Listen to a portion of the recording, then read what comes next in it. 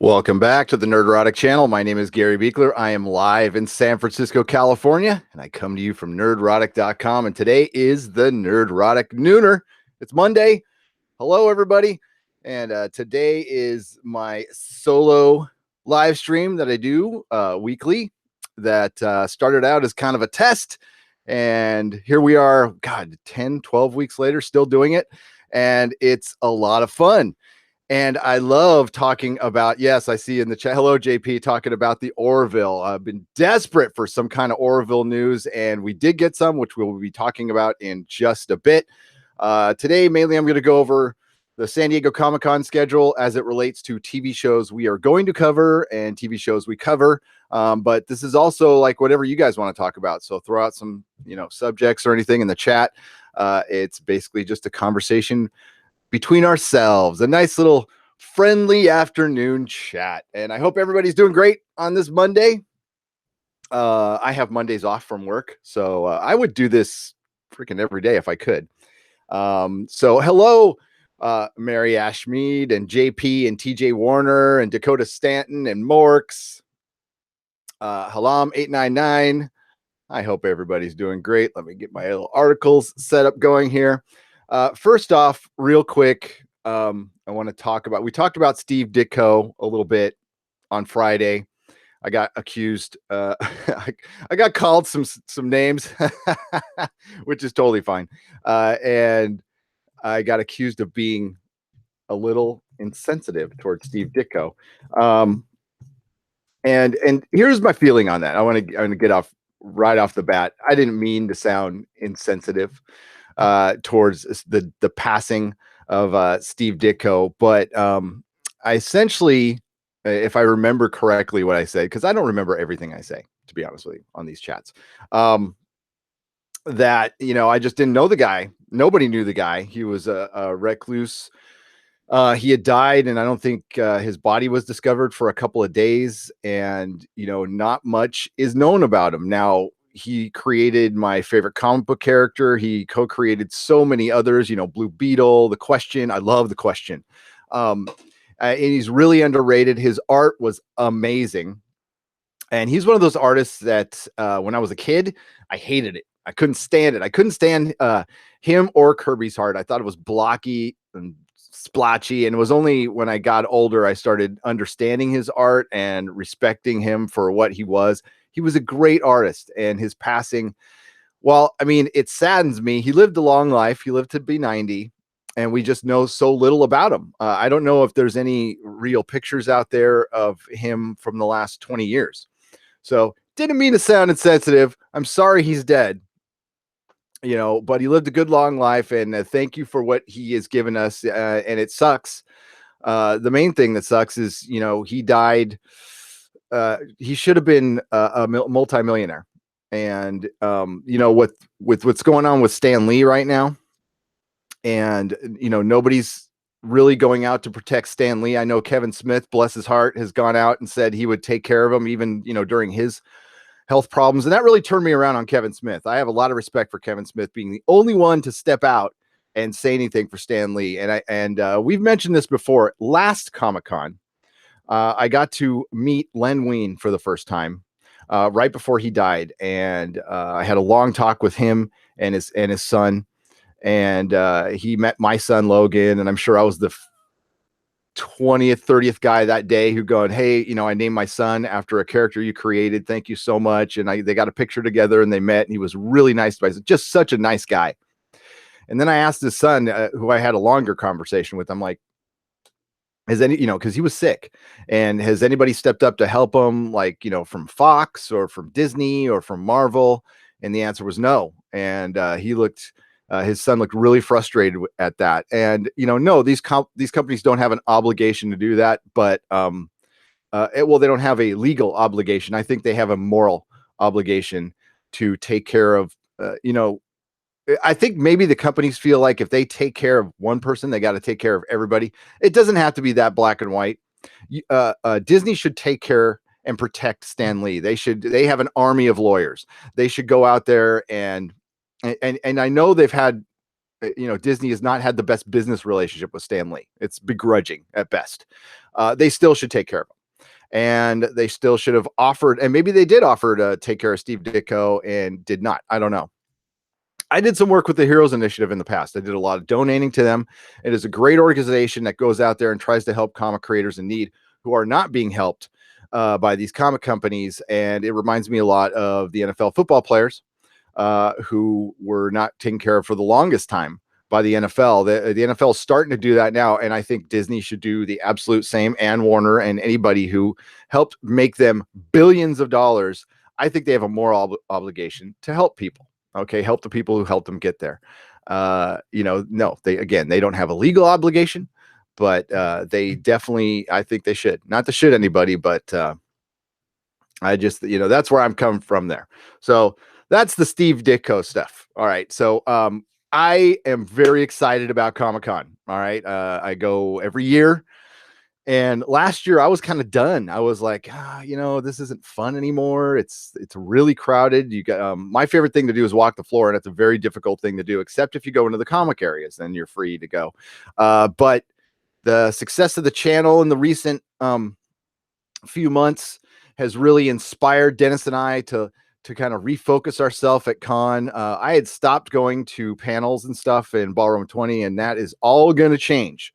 So we're going to do our very best to get into every panel that we can of shows we cover or shows we're going to cover. And the three that are highlighted on the title are the three I'm looking most forward to. There's going to be a Legion panel, and there's going to be an Orville panel, and there's going to be a Good Omens panel. Hopefully there'll be one for the boys as well, and the Expanse. I haven't seen anything announced for the Expanse. The Expanse head writer is going to be at a sci-fi panel. We will be at that, and we will record it for you guys. Not every panel is recorded, so we'll try to get some of the panels that won't show up on the big news sites. Maybe Good Omens will, but we'll try to get you early access to that. The internet connection sucks in there, so I'm gonna have to record it, run outside, and upload it like I've done in the past. We did that with Happy last year and got a pretty good response. And you're right, Dalton. In fairness, Ditko was willfully eccentric, and he had the end of a romantic era. He was eccentric, and he had the end of an. I'm sorry, I can't read. Romantic era. Part of me thinks that's how he'd want it. Yes. I don't.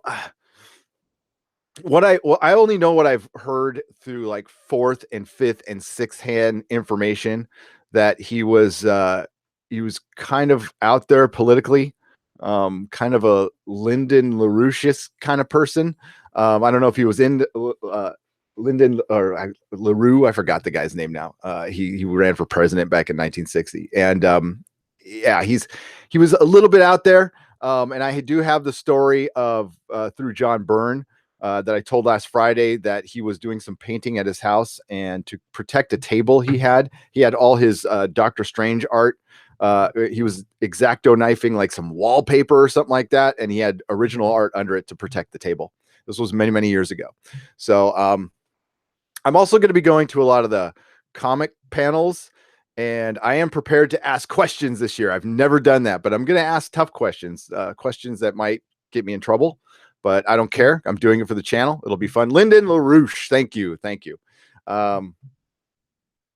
Not everything LaRouche talks about is crazy, though. JP, you're right. What I mean by out there is out from the norm. Okay, not out there for me personally. Out from the norm. My political beliefs, which I do not talk about, never will, are a little out there too. Okay, to be honest with you, I'm a little on the paranoid side. Dakota asks if they don't they throttle the internet at Comic-Con. They do. They do, so you pay for it, but they also throttle the cell phone connections, just your general mobile data. And I think that's more, there's so many cell phones in one spot, it just overrides the system. I've asked around on that. I've retailed at Comic-Con. I've gone there as a comic pro, as a retailer, as an artist, as a writer. The only thing we haven't gone is media officially. That's I'm just a fan going in this year, but no early access or anything. And honestly, I don't want that stuff. I never will, because they tend to just hold it over you. Like if I get early access to something and I talk shit about somebody, I'd lose it anyway. Halam 99 Stanley, if he was a legend for a sports team, they will have roles in Marvel, for example. He is the face of the One and the Foundation. Well, he is the face of comic books.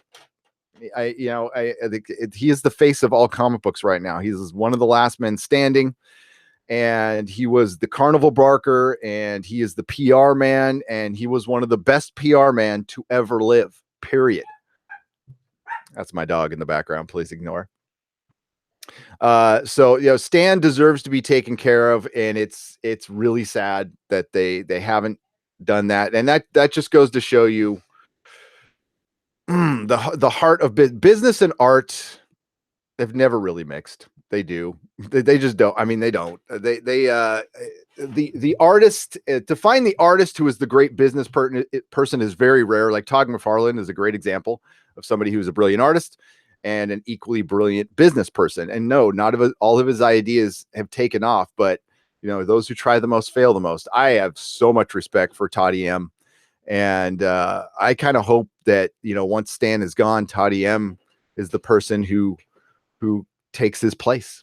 I really think he could. You think about Image Comics. If they had done things a little differently and been a little more cold-blooded and weren't so creator oriented and had changed their business plan halfway through, they would be in position to be not as big as the MCU and DC, but like really close. They have a lot. That is a full-fledged comic book company, but their business plan, it just doesn't work that way. But if also on the other side of that, I don't think they would have gotten as big if they didn't have the business plan they have. So Nooners, what's up? Apple Crow, how's it going? So I am all jacked up on coffee right now. I just really am. I don't know if you guys can tell or not. I just downed one. Woo! It was strong. Gary Stanley once joked at an interview that the DC films might make more money if they announced that he was going to do a cameo in them. He was joking, but the thoughts on that? That would be hilarious. I think that would be great. And it would show that DC's or Warner Brothers has got a sense of humor. Dalton, so well said. That is so well said. I got to read this. If Lee was the Edison of comics, Ditko was the Tesla. Absolutely. Absolutely. That is, you don't need to say any more than that. Tesla, and we all know about Tesla. What's funny is my boy Elon is more of an Edison guy. He's even said it in interviews. He's more of an Edison guy than a Tesla guy, even though he owns Tesla. Tesla was a genius, just not a really good businessman. And that's not a criticism at all. He just got screwed over by a guy who would electrocute elephants. Yeah, electrocuting elephants. True story. Edison, nice guy, really fucking nice guy.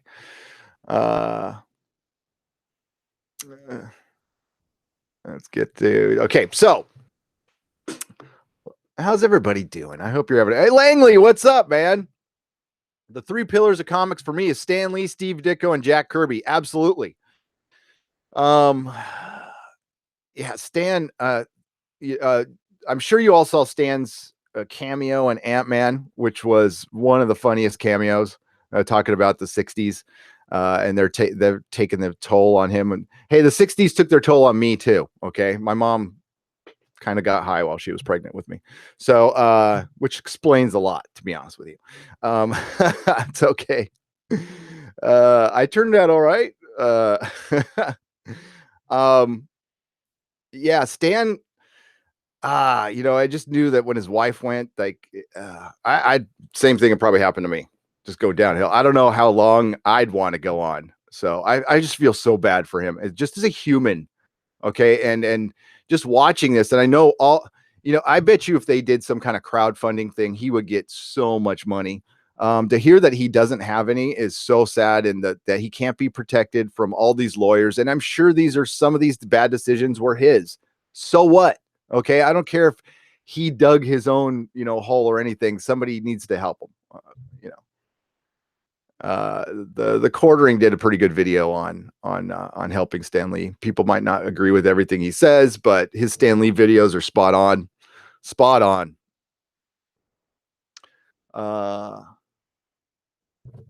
Is it distracting? Sorry, Dakota. Here, let me see.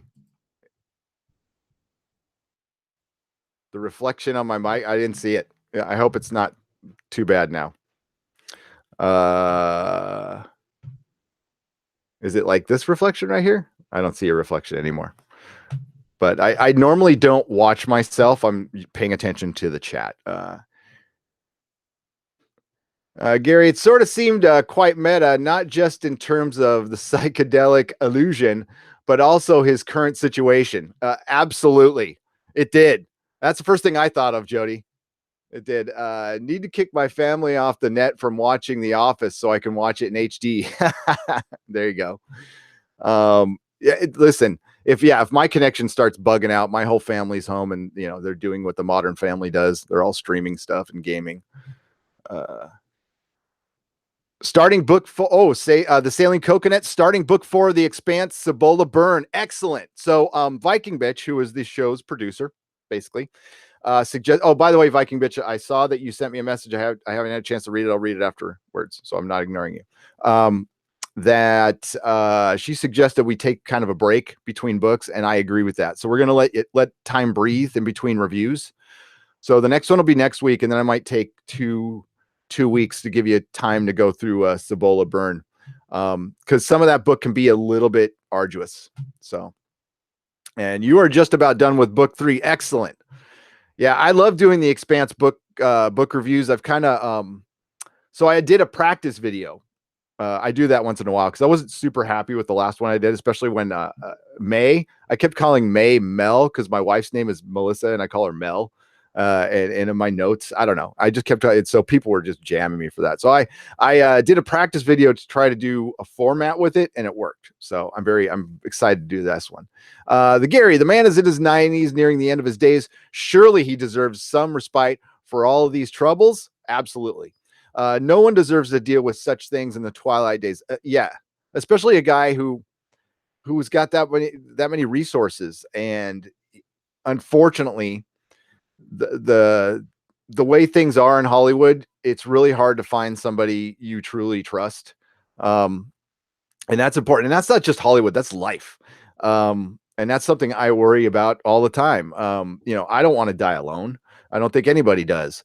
But that could happen. Life could happen. I could alienate all my kids, or hopefully I won't do that. Hopefully they'll be around. But to see it happen to him, and these giant companies making billions of dollars, and I know it's said over and over again, but it doesn't make it any less true. They need to take care of the guy. They really do. We're just regular folk, and I see more fans offering to help than I see, Jeremy Renner or, and that's just, I just picked a name out of a hat, some of the people who've lived off of his stuff, Robert Downey Jr. What's up, Diffuse 56? How are you? The Cibola Burn sounds good, though. I'm almost done with book 3. It's I liked it, but you know what? It's the book that gets the most criticism, which is surprising because I think there's one that deserves more. If you're going to criticize the Expanse books, they're not all perfect, okay, but they're pretty good. They're pretty damn good. Get back to the chat here. See if I missed any direct. And if you want to ask me a question directly, just hit @Nerdrotic channel. Gary, what are your feelings on the defunct CrossGen comics? Oh, I loved CrossGen, Brian Smart. I loved them. They came out big and bold. So CrossGen was a comic company in the early 2000s that was fantasy based. It wasn't no superheroes. And they got some of the best artists and talent around. I think they were based in Florida. And I forgot the guy who was the publisher, but he came out and said, we're gonna take on the big two and we're gonna do it. And they were really good. I mean, you want to talk about some possible movie adaptations, that would be great. Sojourn is awesome. Okay, I love Sojourn. Yeah, I loved them, Brian Smart. I don't know, what did you think of them? I thought they were great. They were selling pretty decent too, and I think if they stuck with it for 2 or 3 more years, they really would have gained some steam. but they ran out of money. Now, I think now is a great time for them to return. I think if they could, I think they sold off all of their titles. I forgot who bought them though. Somebody bought them.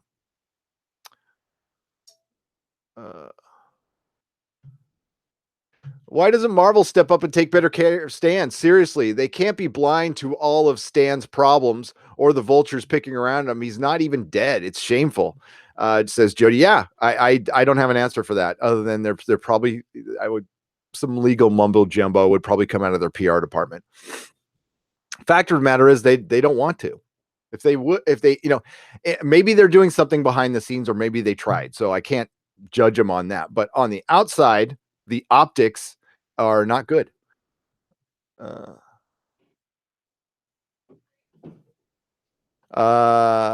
It's like Manchester United doing this to Manchester United greatest legend, Sir Alex Ferguson, on what happened to Stan Lee. I don't know, but that's I will take your word for it. Halam 899. I am woefully ignorant on football over there, European football, other than my wife's cousin, Allie Wagner, is doing the play-by-play in America for the World Cup. I don't even know if it's still going on, but we're very proud of cousin Allie. She's awesome.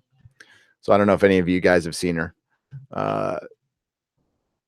That's if you want to. My wife kind of looks like that. They all the Wagner women. They have like an elfie look to them. I always try to ignore fate. Only gets a person hurt in the long run. This is random gamer user 42. I like to tempt fate. I do. I'm a bit of a fate tempter and contrarian. I'm sure we can all relate to that in some. Yeah. Reading some chat here. Have I seen The Terror on AMC? Asked Sailing Coconut. I have not. Is it good? I am currently looking over a lot of things to cover. I announced last night we are going to cover Better Call Saul. We usually do genre on this channel, but we make exceptions for something that's really good. All right. So like Mr. Robot, I mean, it eludes the science fiction, but it's really just, a hacker drama. And we cover that. So Better Call Saul is just weird enough and cool enough to be on our channel and cover it. And I like it a lot. And that's from somebody who has not watched Breaking Bad. What is my dream? What is my dream comic book story character? As far as reading, I'll start out with so Ghost Rider is my favorite character who has not had a good story written about him. He's Garth Ennis has gotten close to writing he's had good stories, but nothing great or classic. And I think he is due. He's been around for almost 50 years. If you count the Western Ghost Rider, much longer, 70 years. And he's a character who has not gotten a good run. That would be my dream, to see that done with a great writer. Who's my dream writer for Ghost Rider? I'd have to think about that one. I'd say give Garth Ennis another crack. I think he's really good for Ghost Rider. I think he'd be perfect. I know he doesn't really, just based on his Preacher stuff. Yeah, I'd say give Garth Ennis a run. But I don't know how much Garth Ennis is into. He hasn't written a ton of comics lately, for the mainstream anyway. And I'm wondering about that. It's not like he's lost his talent, but I think it's the how well he works with others factor. I've met him once. I had dinner with him and found him to be a lovely guy. He was here in San Francisco. Brian Hibbs invited me along, and I tried not to fanboy too much because it's fucking Garth Ennis and he doesn't deal with that shit. And he was here in San Francisco, just to know that he was a badass. He's a badass. So he was here to go play with the Sharks. So here in San Francisco, I don't know if they still do it or not, but there's a company that takes you out, drops you in a cage, and you go where the Sharks are, outside the bay, somewhere just outside where the Golden Gate is. And they drop you down in the cage and you go check out the sharks. And he was here to do that. That was like 10 years ago. What happened to Dark Horse Comics? They relied too much on Hellboy and Buffy and really didn't expand out. They had Steve Niles. They lost Steve Niles. I think they lost their way a little bit. They're still a great company, though. Mike Mignola, Ghost Rider. Oh, yes. Oh, yes, Apple Crow. Hell yeah. I don't know if Gary will be into Killing Eve. I really like it, but it does have some problems. I don't know if that show would be for me, Viking Bitch, but yeah, I'm willing to try anything at this point. My dream comic project would be Black Panther. Been dreaming of it since I was 12, says Langley. Yeah. Pitch it. I mean, I'll be really frank with you, Langley. With the stuff that's coming out of Marvel right now, I bet you yours is better. I'd be willing to bet some serious money on that. And Black Panther is another one that deserves like a good long. I mean, he's had one. Okay, the Marvel Knights run with Priest was really fucking good, and that was his best. That was the best stuff. Some of the newer stuff. I read the number one from, I think it was Ta-Nehisi Coates who did it. The first one. I didn't like it that much. The art was brilliant, though. The art was great, but it's only one comic, so it's hard to judge just off of reading one comic. Do I like the Robbie Reyes version of Ghost Rider? I like Robbie Reyes. I don't like the car. I'm not a fan of him being Ghost Driver.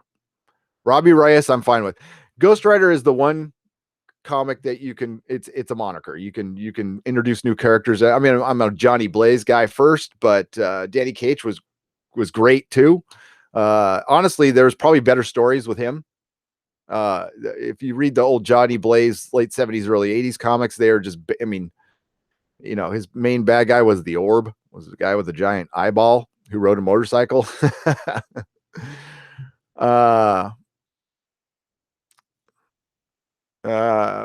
Viking Bitch says, for me, the terror was 12 white men in a boat. I was struggling to get into it.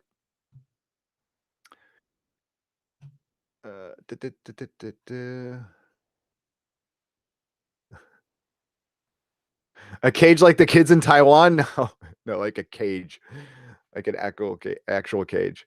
My other question is, what superhero character could DC Marvel buy from another company and make them great? Which character would you pick, for example? Dark Horse Comics, Archie Comics. That is a good question. I'll have to get back to you on that one. I'll have to get back to you because that would have to take some thought. I would like, this is off the wall. Honestly, current DC and Marvel, current Marvel, I don't want them to touch anything. Halam 899. I want Marvel to go back and rethink everything they do. DC, I would like to see a Vertigo version of the Max. Get Sam Keith back and go down that rabbit hole again. No pun intended. Langley says, Coates admitted the beginning of BP wasn't great. The wordy because he used writing prose. Coates got better. Yeah. And I'm going to check it out. I'm definitely going to check it out, Langley. Oh my God, the art was beautiful in that comic though.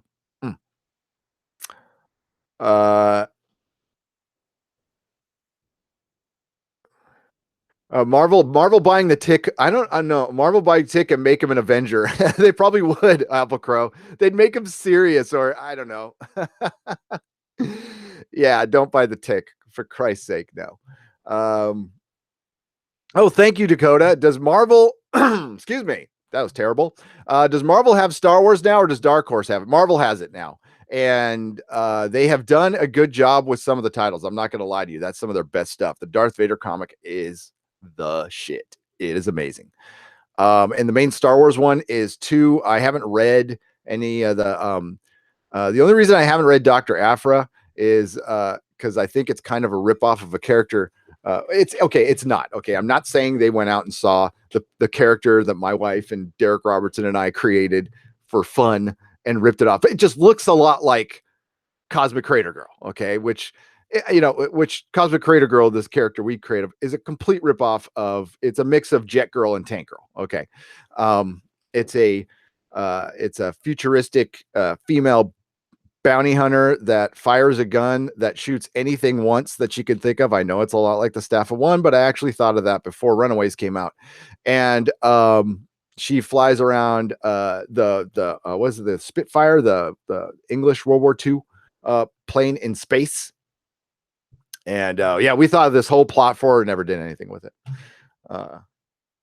So if you go to our channel and you see that girl doing that, that's Cosmic Crater Girl. And my wife came up with that name when she was like 16. So don't be too harsh. Do you ever get into the Warhammer 400K universe? I have not, Bishop Pax.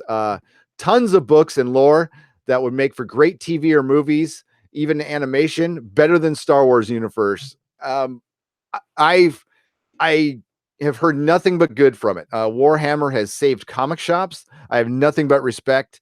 And that is something, Bishop, that I have to get more into when I open my next store. I didn't do the gaming thing because I didn't really understand it. And I didn't want to do something I didn't understand. It was nothing personal against it. And I was good enough with comics to where that covered. But as I open a shop in the future, just comics aren't going to cut it. So I'm going to have to do Warhammer, and it'll probably be bringing in somebody who knows enough about it and having them run it and teach me. I'm a quick learner though, but I mean, that's a lot of lore to learn. But as I get older, I'm getting way more into to fantasy than I ever thought I would. So I'd probably love it. Marvel still has Star Wars, yes, and they Vader is awesome. That's freaking Disney. They do have good storytelling there, but the Dark Horse Star Wars comics were amazing. I loved them. My favorite were the Infinities, where they did the alternate Return of the Jedi, Empire Strikes Back, and New Hope. Those were a lot of fun.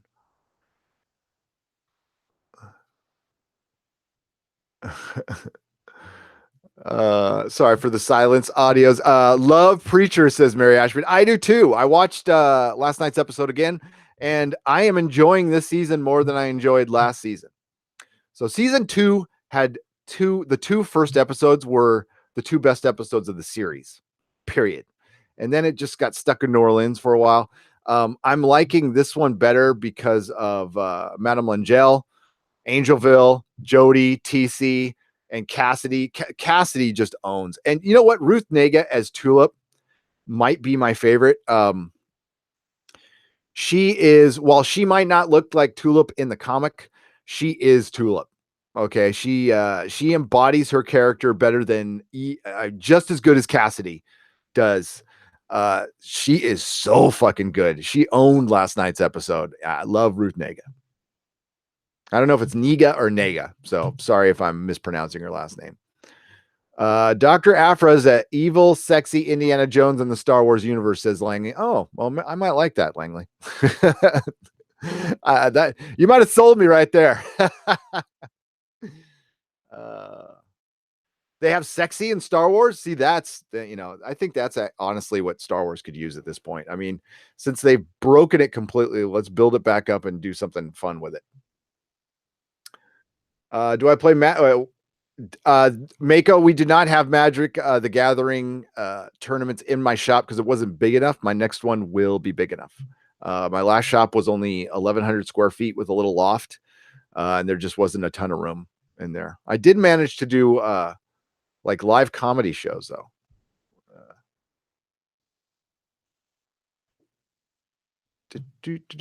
Preacher's my favorite comic. So I'm biased, says TG Warner. It's one of my favorites too. TJ Warner, one of the best endings to a comic book series ever.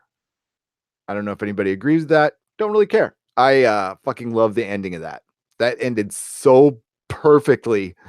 I remember I got the last one. I owned the shop towards the end of Preacher, so I got the last one in, And I made everybody, we were all putting the comics around. Okay, everybody read this. Everybody stop working and read this right now. We all sat down and we were all like applauding after we read it. We're like, yeah, that was awesome. And I love that's, it seemed for a while that was what was Vertigo's plan, was like, if they have a good comic, they let it go 60 to 70 issues. And man, they had Sandman, Transmetropolitan, and Preacher all hit it out of the park with all three of those. Wouldn't tinfoil hats make it easier to mind control you? Yeah, it would. I'm pretty easy to mind control. Just ask my wife. All you have to do is basically offer me food or something.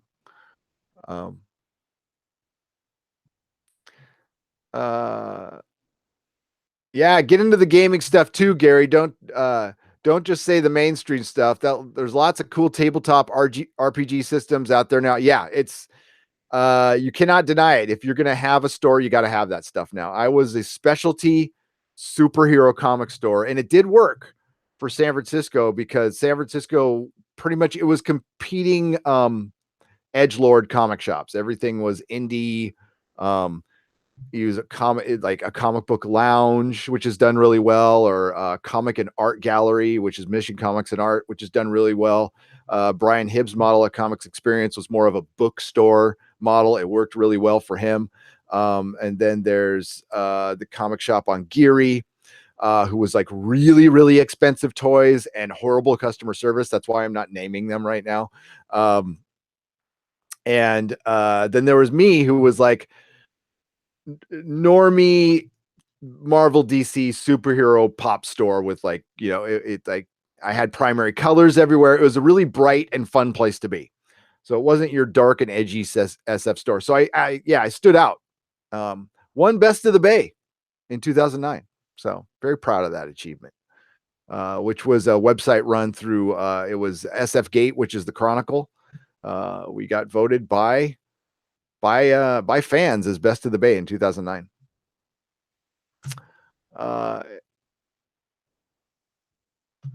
Is there any other characters or team in comicdom that you would love to see crossover that you would never think about teaming up in the future?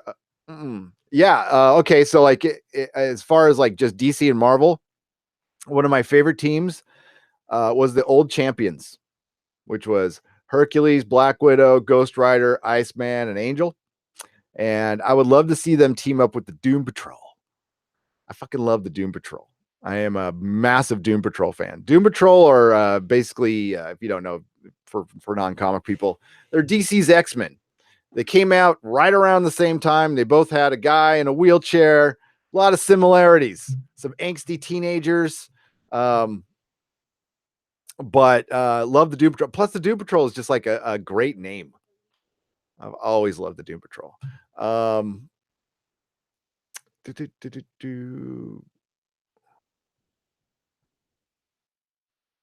Oh, did Langley is asking me if I caught the British show Misfits on Hulu. Had Ruth Negga and the guy that plays Cassie. Yes, I did, and it's damn good. I would have covered that show. But yeah, it was a good show. I freaking love Cassidy. He's so good. That's probably why they have so much chemistry, right?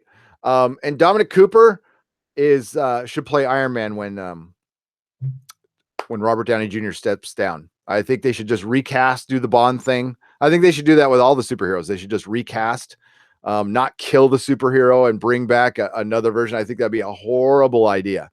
The original idea for Spider-Man from Sony, which is one they went away from, which they've kind of gone back to, if you think about it, is to do the Bond thing, is just to recast Spider-Man every few movies. But it was supposed to be like solo movies in a current timeline that they're not really going to explain.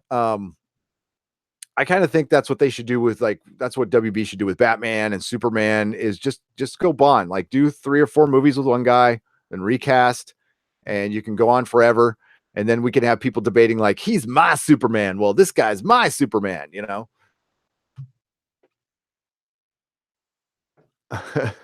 Well, NASA uses the pressed gold foil to protect spacecraft components from radiation. So it might be protection from mind control rays. It might be. Thanks again, Dakota, for the super chat, by the way. Oh my God, did I miss a bunch? I missed a bunch. I'm terrible. Diffuse 56 says, bye. I'll got to take my 5-year-old son to the playground. Priorities, my man. Thank you very much for the $5 super chat. Dakota Stanton gave us 2 super chats. It's not good to speak ill of the dead, but but let's be real. He was a recluse. Thank you. And we're talking about Steve Ditko, and he asked me about SARS. Thank you. And also, I just think, and this is not to insult anybody. This is a personal decision. I don't like do the RIP thing anymore because I always feel, and I'm just speaking for myself. I'm just trying to bring attention to myself on somebody else's death. I'm just, yeah. I mean, I RIP people I know, like friends, which hasn't been lately. So knock on wood, which is a good thing. I'm gonna read some more chat, and then we'll get to that. We'll start out with the Thursday schedule. I'm gonna start out first. Comic-Con's a big deal to me because I'm in California and I go, but I'm curious to hear like folks who are not in California. Do you give a crap about Comic-Con anymore? Is it a thing to you guys anymore? Is it just kind of ran its course? I can tell you right now, Comic-Con is still huge in San Diego, and it's getting bigger every year. It's spread outside.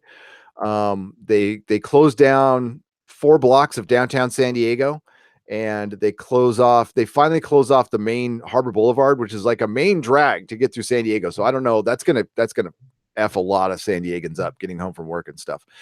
It is a huge deal, and you can actually go there now and not go inside the con and have a great time. There's enough stuff outside. One of the things Gifted did the best thing last year. So they did a mutant gene testing, but it was an actual DNA test, like a 23andMe, and it was free. So it's like $100 test that you got for free. You had to wait in a crazy line, and it was hot. But Dennis did it and got his results back, and yeah, the DNA proved he was an asshole from birth, and but he's our asshole, and we love him. Just kidding, Dennis. Love you, man. Looking at the Thursday schedule. So I also I'm going to go into the chat here before we get down on the schedule, and I also wanted to ask you guys: did you notice all the shows that are missing? Mr. Robot is not going to be at Comic-Con. This is the first time it's never been at Comic-Con, and that might be because why am I blanking on his name now? I'm blanking on his name now. Malik. I can't remember his first name now. God, this is live stream brain fart. I'm sorry. The star of Mr. Robot. He's going to be in the Freddie Mercury movie. Maybe he's busy shooting other films, or maybe they're busy shooting Mr. Robot. I haven't even heard if it started shooting. There's some shows that are really missing. Taboo. I don't know if season 2 is ever going to happen to that show. Westworld's missing. Rami Malek. Thank you. God dang, Blondie Lady. Thank you, Blondie Lady. I had a blonde moment right there. I did. Whew. I hate it when that happens. Yeah, I was really, because Mr. Robot had a great panel last year. The best panel last year was Mr. Robot's panel. But it's been kind of quiet on the Mr. Robot front. So no Game of Thrones, no Westworld, no Mr. Robot, and no Doom Patrol, no party. Yeah, I think there'll be the DC streaming service is going to be talked about hard there. I can't wait for that. But they are going to talk about some fun stuff, and I am TJ Warner. As from birth, I must be related. Maybe you are. Yeah, if anybody has, I'm like, I even tried to tweet at the Taboo Twitter site, which has been dead for a while, and yeah, I just don't think Taboo's coming out. James Hayes, some of the Expanse people will be at Comic-Con attending other panels. So at least the head writer is going to be at a sci-fi panel. So I imagine they'll throw together something Expanse there during the Amazon panel. And we will report. Believe me, you will be the first to know. I will record it, then run outside and upload it and let you guys know. I will let you guys know.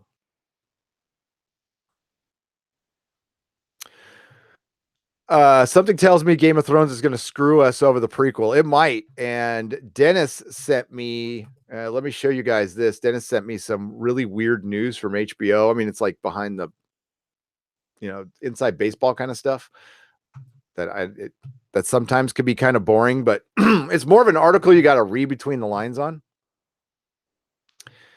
And it's the structure change that's going to be going on from HBO. And what happened is that a new guy's taking over, and they did the old, everybody's job is safe. There's nothing to worry about here. Oh, Dennis sent me some more stuff too. Holy crap. Maybe we got to read that on the air. So real quick, before we get into the Comic-Con stuff. There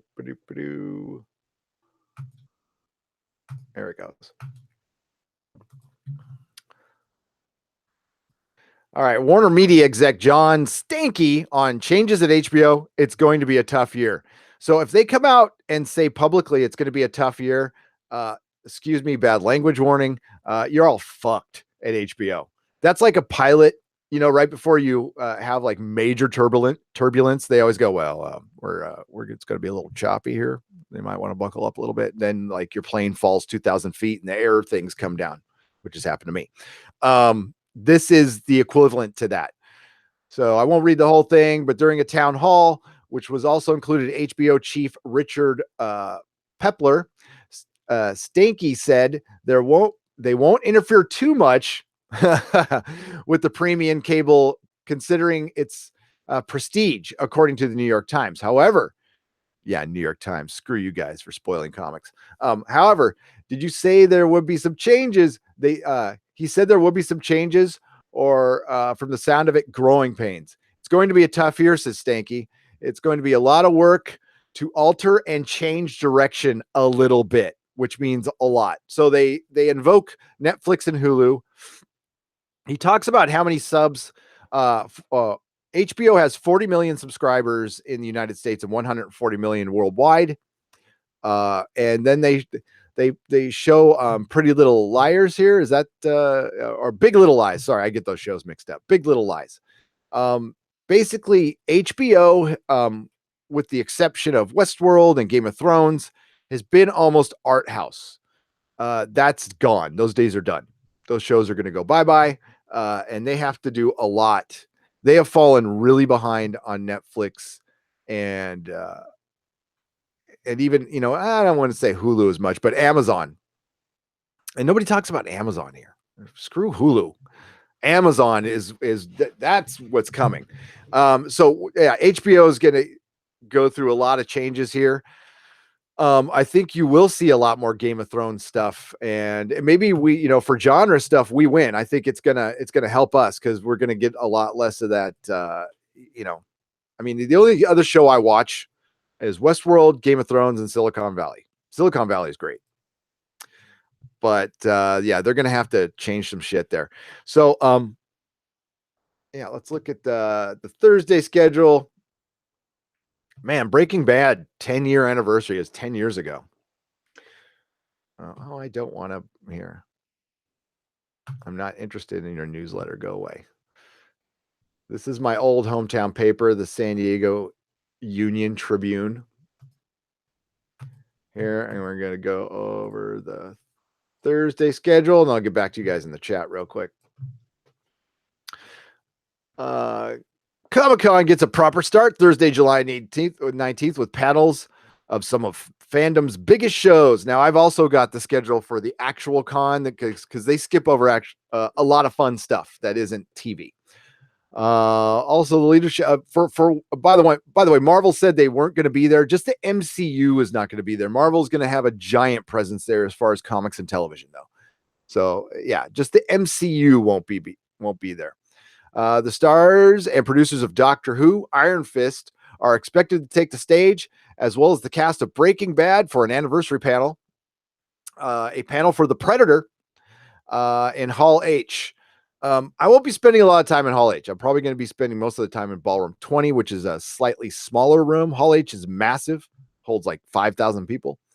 And the line, I think, has already started for that. I'm only half joking.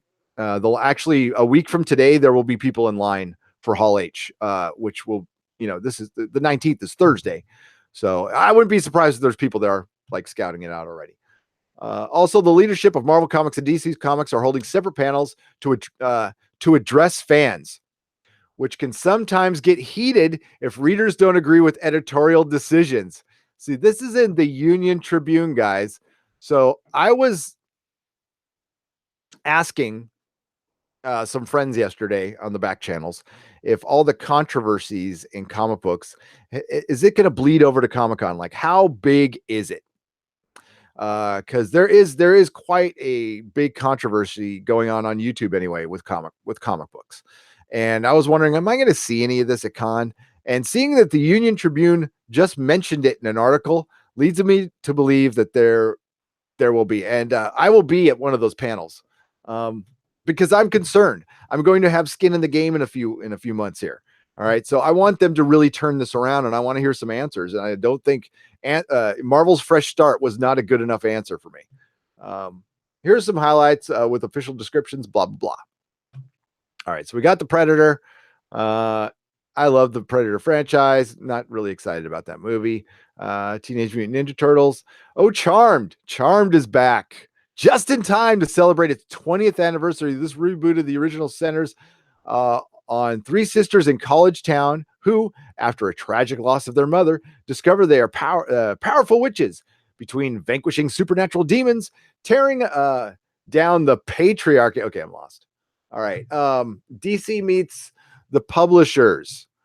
This is one I'll be at. Dan Didio and Jim Lee are the forces behind DC Publishing, including DC Vertigo Mad, DC Black Label, DC New Age of Heroes, and much more.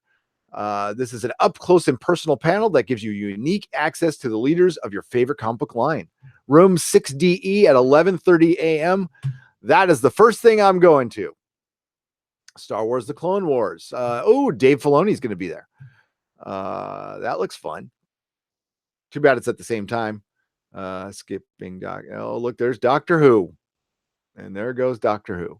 Marvel Comics editor-in-chief. Editor-in-chief CB Cebulski and talent scout Ricky Purdon.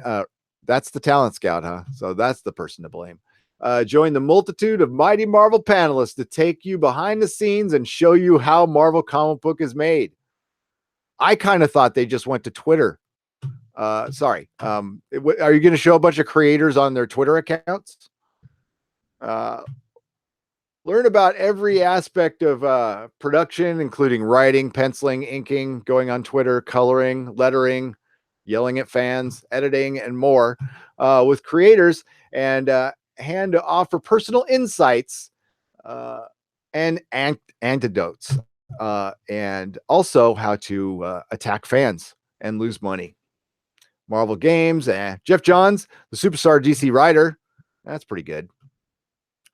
Okay, so I'm going to go to Better Call Saul. That looks good. Bob Odenkirk, Ray Shearhorn, Patrick Fabian, Michael Mando, and Giancarlo Esposito join executive producers and showrunners Vince Gilligan, who was from The X-Files, and Peter Gould to discuss the series' upcoming fourth season. New and familiar faces return as Jimmy McGill continues his evolution into the Saul Goodman persona the fans met on Breaking Bad. The panelists hold a Q&A. That sounds fun. That's in Hall H, so I guess I am going to Hall H. And then there's the Breaking Bad 10-year anniversary, Iron Fist. Okay, let's stop at Iron Fist. Y'all saw Luke Cage, right? Actually, the highlight of Luke Cage to me was episode 10, was when Danny Rand came in and they worked together. And Nigel, that would be awesome. I'll try. Why not? Have a interview with Adam Savage. Fuck yeah, I would do that. Dennis has met him. Dennis has met the guys. He's went down for some contest for the show and got in. So where was I? Oh, Iron Fist. I have hope for Iron Fist as long as the guy who was running the show last time is not there. But it feels like he he's more comfortable in the role. He just, I don't know. That was the best version of Iron Fist I had seen, which was in Luke Cage. He looks like he worked out a little bit. Their chemistry was a lot better. Them fighting together was absolutely cool. The highlight of season 2. So I've got a little hope for Iron Fist. I hope. Please make a better Iron Fist. Yes. Yes. They are, yes, Love Pond. They are actually doing another Iron Fist series. And believe it or not, Jessica Jones is getting a season 3. That has been announced. Okay, I'm going to go up through the chat here. That's a great, Nigel. I will note that down. Adam Savage is actually somebody I would want to interview. The 2 people I want to interview right now, he's on the list, and Randall Carlson. I want to interview Randall Carlson. Actually, I would have Susan here to help because I'm actually crappy at interviewing. Yeah, Charmed is not something we will be covering. I'm sorry to say. I would, if there's time, I would definitely check out Dave Filoni. I love Dave Filoni. Have fun, Gary. Looking forward to your behind the nerds. I mean, behind the scenes coverage. Get some cosplay. Get some good cosplay going. Yeah, we'll see. We'll see.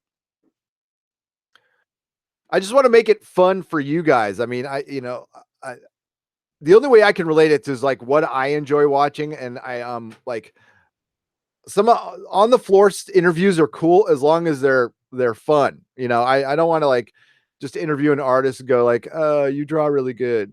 Like, why do you draw good? No, it has to be something more than that. I do want to, I don't know, not totally troll, but I mean, ask interesting questions. Lubella says, I hope Comic-Con could stay peaceful and the controversy and the politics won't bleed and make it unbearable. Agreed. I am pretty confident it will. I don't think that stuff will bleed over too much, to be honest with you. I maybe I'll be proven wrong. I don't know. But I mean, it wasn't as prevalent last year, but it was around. But I didn't hear a word of it, not a single word of it. In all the panels I went to and the 4 days I spent there, nobody asked a question like that. Now it's a year later. Things are a lot different now than they were last year. We'll have to see. I hope it can remain civil, at least. Going up through the chat here.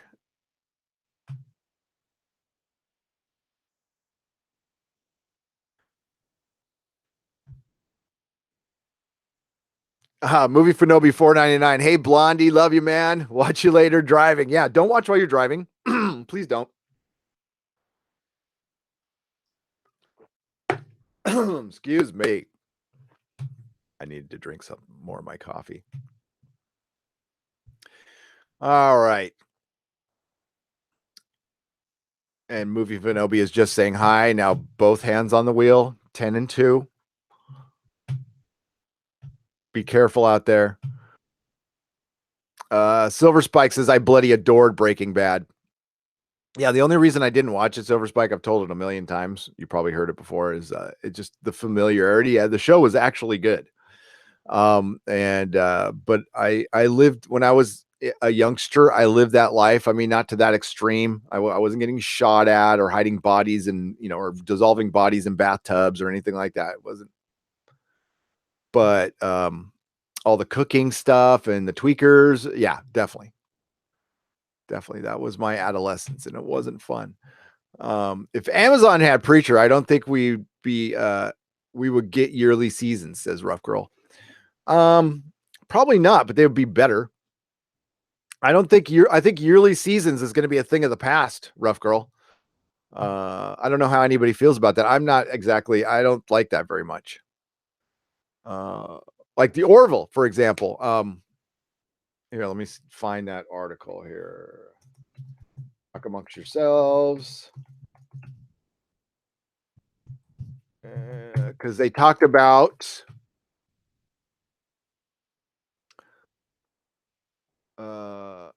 There it goes right here. Okay, so what I briefly read in an article, since the Orville's in the title, let's talk about the Orville real quick. Then I'll get back to you guys in the chat. Sorry, I fell a little behind, but I'll catch up.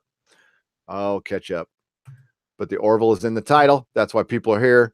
The Orville was a magnificent show. Okay, we saw the first one and we weren't sure how to we weren't I'm not saying we're good now. Okay. Oh crap, I can't show video. But we weren't we haven't honed our recapping craft and we weren't sure how to do a comedy show.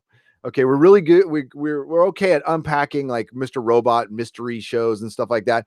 But was like, how do we cover like a comedy? So we saw the first one. We're like, oh, it was okay. Then I stopped watching it for a couple weeks. Then I caught up on it. And because I kept on seeing on Twitter, like, no, this show's good. This show's good. So I went back and watched it. I'm like, oh, fuck, it's good. So we covered the last 2 episodes and got a great response. And I was like, God damn it, we should have covered the whole thing. So we will. I went back and rewatched the whole season again, and I am torn. I love the show. I want the show to have 10 seasons. I will ask you guys in the chat, what do you think? Because I'm actually torn on this. Usually I can sniff this stuff out and I'm pretty good at it, but I don't know. Is this show going to be kind of a flash in the pan where it was like really popular for a while, but people will get like the joke will get tired and people will get done with it? Or is this what people have been absolutely yearning for, which is just storytelling? Because it isn't a comedy. It's got, your Seth MacFarlane stuff in it, but it's basically retelling Star Trek The Next Generation stories. But it's doing it well. Is this what people actually want? The whole thing with Star Trek Discovery, no matter what side you come out on it, it's a darker show. It's a meaner show. I don't think that works for Star Trek at all. So I don't know if you want to go this incredibly light, because it's just on the surface, it's just a parody of Star Trek Next Generation. It is not. It's a much deeper show that had some like really, really damn good episodes. Doomcock went over it really well. He's got a great video on it too. I love the show. So I'm hoping it lasts, but I don't know if it will or not. I don't know if and here's another problem is it's not going to premiere until December 30th. So that's a year and a half for a 13 episode procedural comedy. I don't think you should take that long. I think it's got enough goodwill to where it's okay. People will wait that long. I don't know if you can do that again though. So the Orville will return Sunday, December 30th, following a Sunday Night Football doubleheader. The series will then resume in its usual Thursday time slot. Following the conclusion of the NFL season, the midseason return plan is similar to the Orville's debut, which followed a Sunday Night Football game before moving to its Thursday for the remainder of the season. The Orville Season 2 is currently in production. The series are adding Jessica Zor as new series regular and Chris Johnson in a recurring role, and veteran Star Trek. A veteran Star Trek writer was also brought on as additional executive producer, and fan favorite Star Trek actor is confirmed to return to guest star. So where it's headed to Comic-Con, the one thing I heard, I'm going to scan through here, is like there's going to be longer episodes. Did I hear something like that? Or more episodes? Let's go back up there and see. The Star Trek that we have has really found its voice, and Discovery has really found its voice, Frace explained earlier this year. And the Orville is filled in a void for a lot of people. The Orville is their new Star Trek because it does tell stories like The Next Generation and it's got its wild humor in it. Seth MacFarlane clearly wanted the Orville to look like Next Generation, Frake said. So he hired a cinematographer, Martin Rush, and the camera operator, and Brandon Braga, who wrote First Contact, among other things that are fabulous. Robbie Duncan McNell, one of our wonderful directors from the Voyager, James Conway, who directed a bunch of Next Generation episodes. He hired me. He filled the room with Next Generation people so that the show would look and feel like it did, and I think he did it, and I agree. The Orville was Fox's biggest premiere since Empire, and it had an audience of approximately 14 million viewers across the platforms during its first season. The new season of the Orville will consist of 14 episodes, so they do get one more. I also heard at the panel, like there's going to be longer episodes. I don't know what that's about, but I better stop sharing this damn video so I don't get a freaking copyright strike. That's exciting. That's very exciting. I'm not happy that we have to wait that freaking long though. December 30th. Movie Fanobi says Nerdrotic. For me, Comic-Con is cool idea. Fellow people sharing interest and excitement. It seems too commercial though. I would love to attend it one day. Meet you guys. Movie tidbits and scenes are cool. I would love to meet all of you too. So if any of you are going to be at Comic-Con, Dennis and I are going to be setting up a meetup. We're trying to find a location that's close. And the closest thing I could think of is there's a couple coffee shops down there we can meet up, or at a bar. I don't drink, but we can meet up at a bar. I'm fine. I can drink, you know, I could have bubbly water or whatever, you know, that's what my kids call it. Okay. Bubbly water. Viking bitch says, what the fuck, Charmed? I will say it again. I have 50 books on my shelf that would make better TV shows. You're damn straight. Yeah. So we'll be doing some sort of a Comic-Con meetup. I don't know how many people are going to be there, but we would love to meet as many of you possible. And also the Discord will be up later today. So I hope, okay, I already read that one. Maybe Amazon could do the Inhumans right. Couldn't be worse. No, it couldn't, TJ Warner.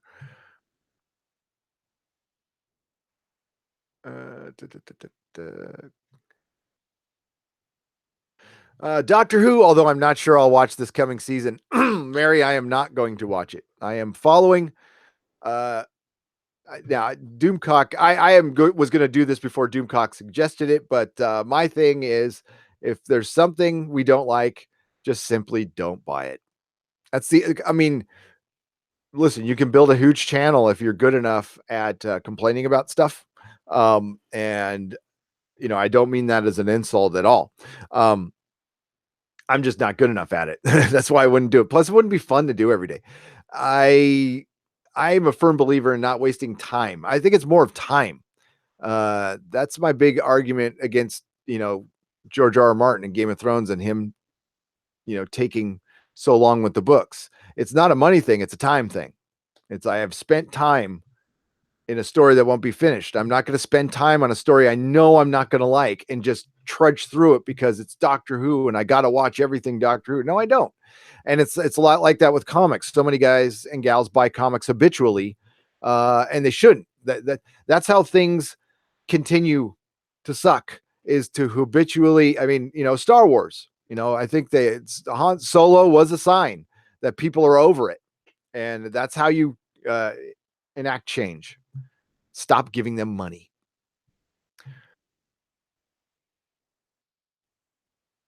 Hello, 899 Rough Girl. The only reason I started watching to watch Cloak and Dagger was because my celebrity crush on Olivia Holt in it when I was younger. Yeah, Cloak and Dagger it's not terrible. It's not. It's there's just not a lot going on. Not sure to judge anyone who enjoyed it, but you got to think there's so much more out there. There is, says Artemis over Evie. Talk about either Cloak and Dagger or Charmed. Probably Charmed. There is that is the last show I would bring up, but I mean, it had a following, and that's probably what they're banking on, is it had a following. Problem is, when the Charmed logo doesn't have a following. It was the people who were in it before. I liked Iron Fist season 1, but yeah, it seems it does seem rather weak. And that was Nigel. It was. I didn't hate it, but Finn Jones was not into his role. He wasn't good for Danny Rand, and he looks more fit now, and he looks like he could actually fight. Wish they would just finish the current Game of Thrones before they divert resources to dozens of other spinoffs. Read as Solo in The Last Jedi with dragons. Pretty much. Oh my God. I hope that doesn't happen, but you know that's going to happen, Philip A. Demick.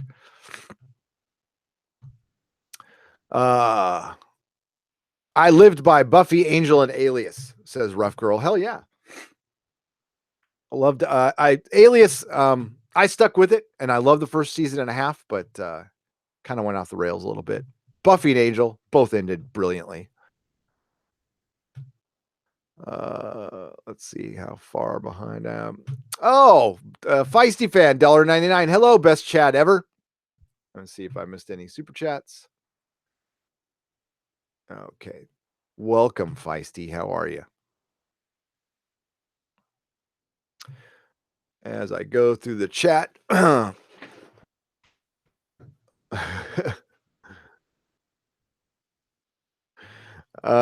Orville equals no cockroach Klingons, says TJ Warner. Oh, the Klingons in Discovery. Torches on a spaceship, sonar in space. It's been said before. It will be said again, and it does not get old.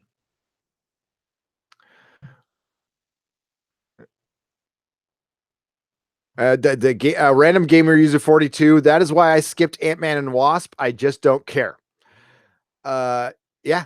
If it doesn't interest you, I mean, like, don't feel like the need to go. Save your money and send a message. And nothing against it. It's just not for you, random. Yeah. Okay. So would I have seen Ant-Man and Wasp opening night if I didn't have a channel? No, definitely not. I thought it was okay. It was okay. It wasn't the greatest. It's like one of the lower tier MCU movies for sure. The Orville is just fun science fiction. Enough said. Yep. And I can't wait. God, it's going to be a long wait. We got 6 months till it comes out. There'll be other shows before that. I think Star Trek Discovery might actually beat it out. The only show that we cover that we know it has a date right now is The Gifted for September 25th. Oh, that's not true. Better Call Saul is August 6th, August 5th, Venture Brothers. So I kind of lied. So the only quiet month we're going to have really is this month. And actually, it might just be this week because after this week, we start jumping into Ancient Aliens and doing a lot of fun stuff. I am playing with the idea. I don't know. Have you guys seen? Okay. I haven't even seen a trailer for The Outpost on CW, but it's on CW. So that makes me cringe to my spine. How does The Outpost look? Does it look stupid? Or does it look good?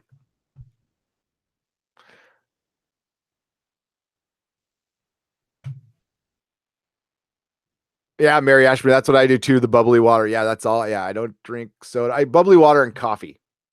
That's the only thing I drink. I don't drink soda or anything. Once in a while, I'll power down a really bad energy drink for the show if I'm really freaking tired.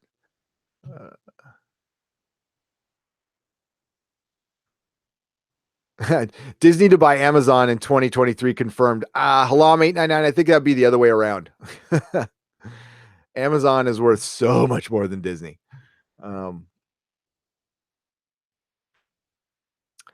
Hey, Gary, I think we may resign ourselves to the fact that we're just going to get Robert Jordan with the Song of Ice and Fire. Yep, we are.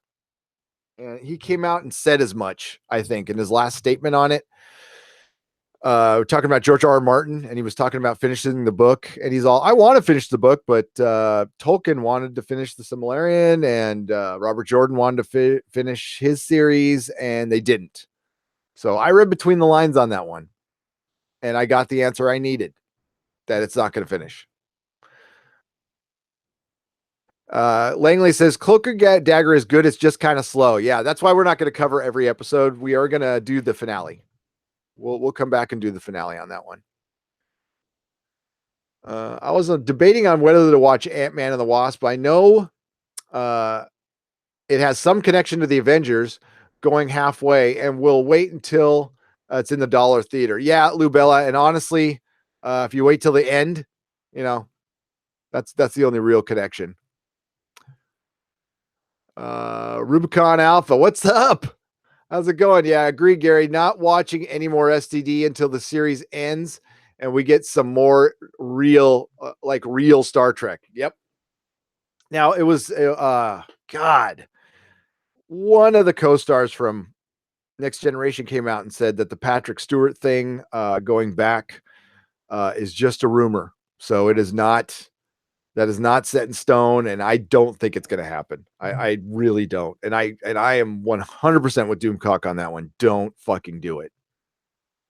Ah, what's up, John Bellman? How are you? Thank you for the $10 super chat.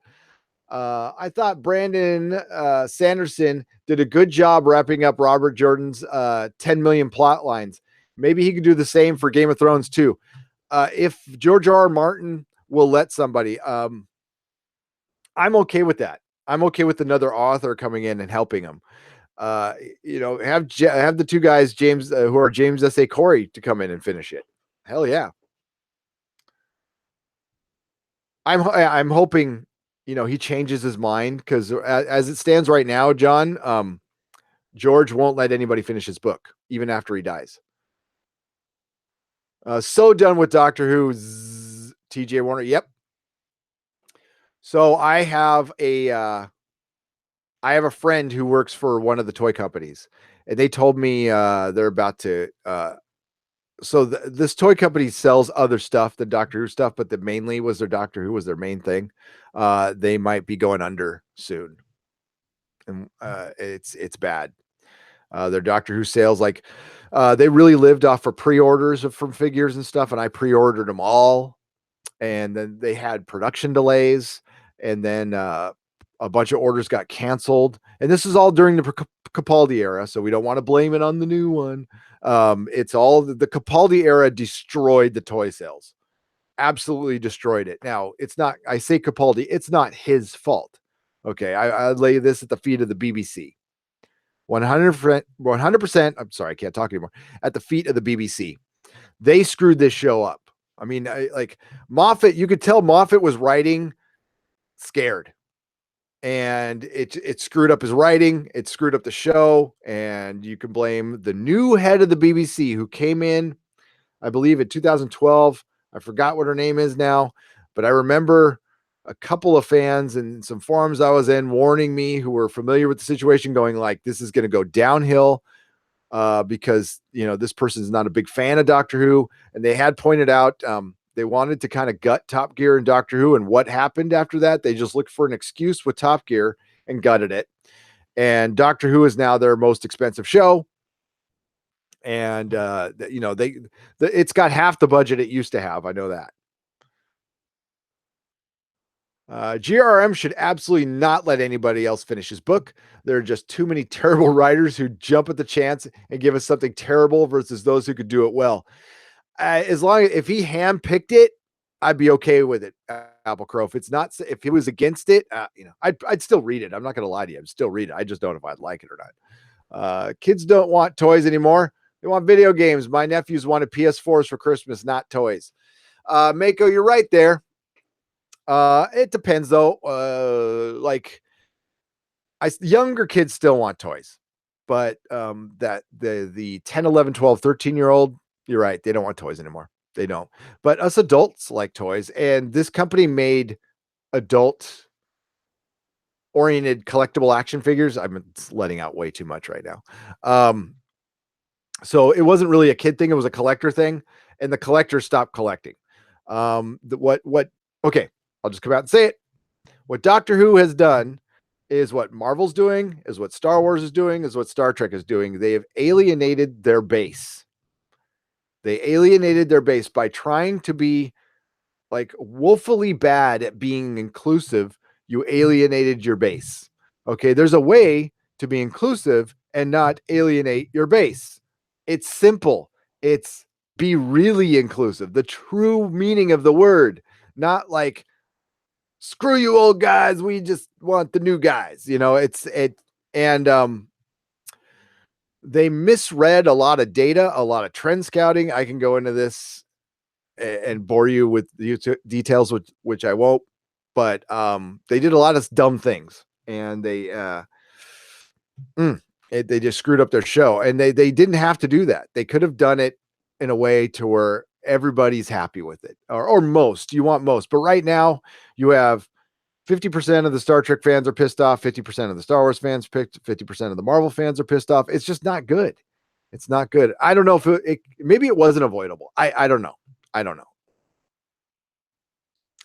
I'm decent at marketing. I'm decent at scouting out trends. I did that for years and years at my I do like sex toys, says Mako. They weren't that kind of adult toys, Mako. And yeah, it's Doctor Who blew it, but they blew it a long time ago. Again, it's not this current regime. It was done before this current regime came in. And poor Jodie Whittaker is being handed the worst. Like I said, I'm not going to watch it, but I wish her luck. I wish her success. The BBC has done nothing to help her at all. Taking 2-year breaks, screwing up merchandising sales, and bad storytelling doesn't help. I mean, it was a time for a change, and maybe they reinvent it. Maybe they do. Maybe I'm wrong.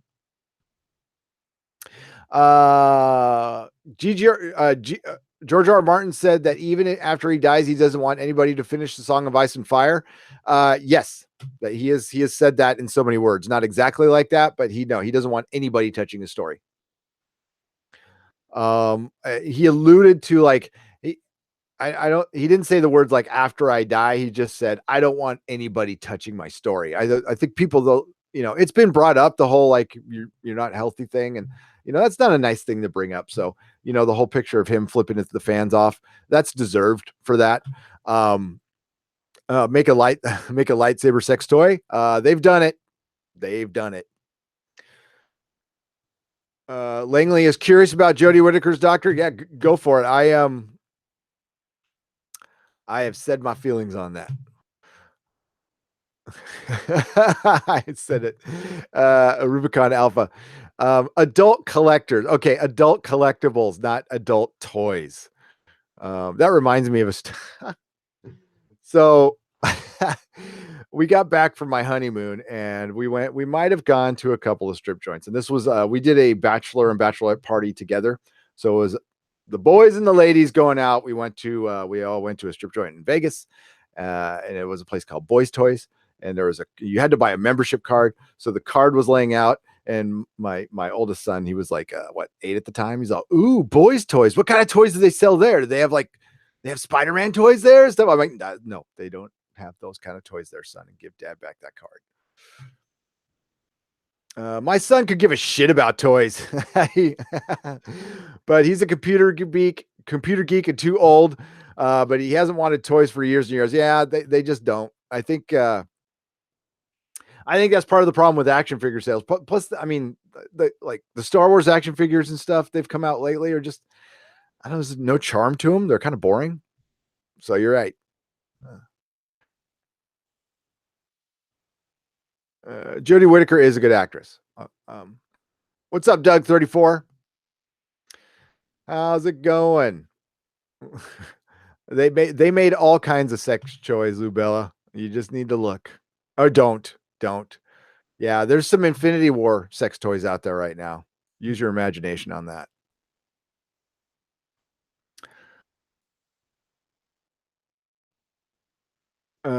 I've been slowly losing interest in Doctor Who since Matt Smith and Steve Moffat. Same here. Random.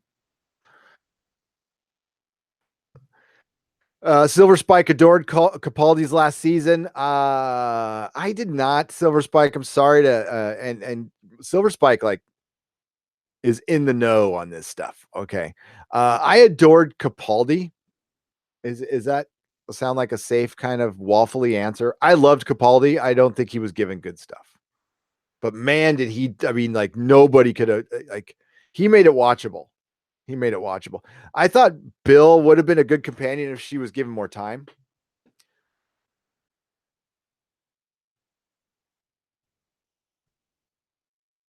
I have the best my Doctor Who collection is pretty deep. The Doctor Who toys are awesome.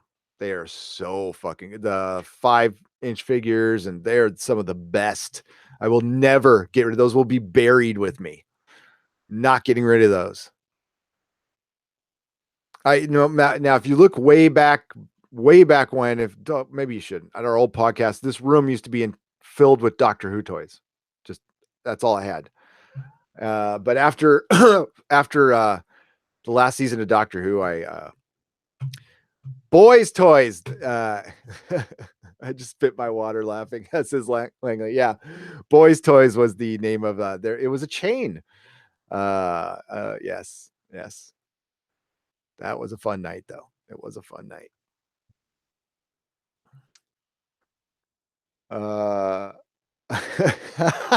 Says Mako. You all read what Mako says. No.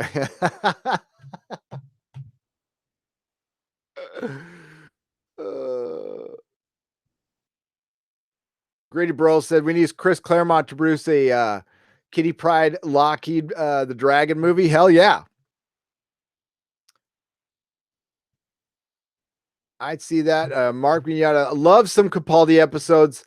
Liked Hellbent. A lot of Capaldi episodes were bland. My favorite was the Orient Express one in space. The Mummy on the Orient Express. That was my favorite Capaldi episode. I love that episode so much.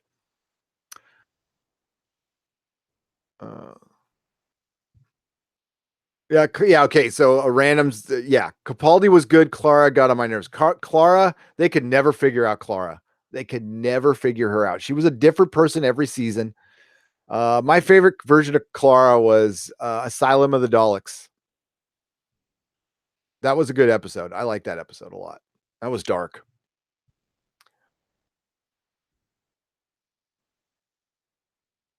Here we're going through the chat here.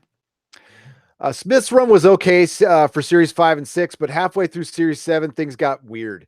Tennant's run was solid. Capaldi got such a raw deal, but I did enjoy Time Heist and Mummy on the Orient Express. I enjoyed Time Heist too. My other favorite, all the Jamie Matheson episodes, I freaking loved. I think he should be the showrunner. Matt Smith, I liked seasons 5 and 6 quite a bit.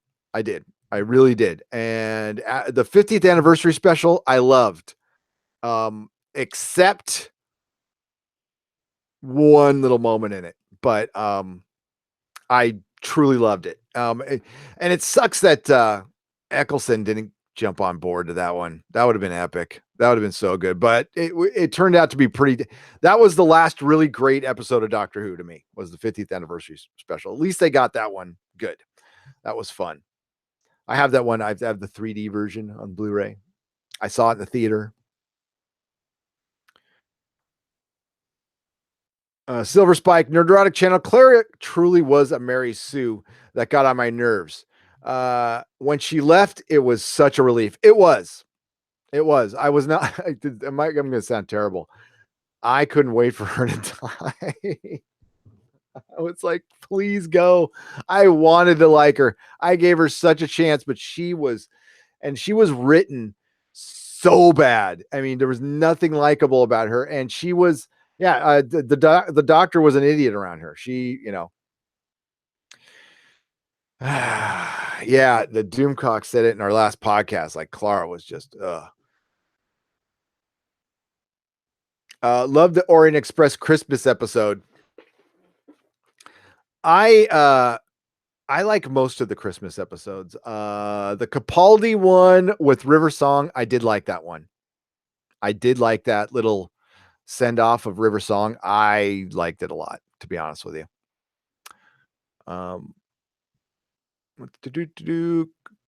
Okay. Ironically, the best version of Clara was the very first one, right, Jody? When she was Oswin, and we discovered that she was a Dalek. Yeah, and this is where I knew they changed course. Okay, if people want to get in the weeds a little bit, I don't know if I'm losing viewers on this or, oh no, that's good. Okay, so here's my theory on Doctor Who and what happened. Okay, so around season 6, Stephen Moffat started getting a lot of criticism on Twitter for being sexist. Okay, I don't know what was behind that. I don't know if it was a statement he made. I mean, I don't know if I'm the best person to judge that in the world, because I'm a dude, but I didn't see anything in season 6 that was sexist to me. I saw a lot of female characters. I hate strong female. Saw a lot of good female characters, and it was fun. And I didn't see anything wrong. But he took it to heart, and he started writing different after that. It really got into his fucking head. Also, I don't know. I think the ratings started to decline a little bit, and BBC started freaking out. But this was right before America blew up. Okay, so America blew up for Doctor Who in 2012.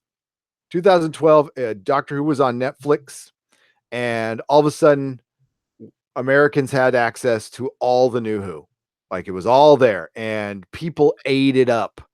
I ate it up. I started running it for a year straight. I ran nothing but, I had a video system in my store. I ran Doctor Who, nothing but Doctor Who all day long, all day, every day. Watched seasons 1 through 5. I can't even count how many times I've watched all seasons. And I got so many people in the Doctor Who. I was one of the first shops in the area to have a full on Doctor Who section. We dived into it, head first. And it reinvigorated the store, and like, things were nuts. It was so much fun. People were in the Doctor Who, and it took over Comic-Con that year. It absolutely took over. And it was the 50th anniversary. Like, Star Trek should have taken a page out of this. Like, Star Trek blew their 50th anniversary special so bad. Well, they didn't have one.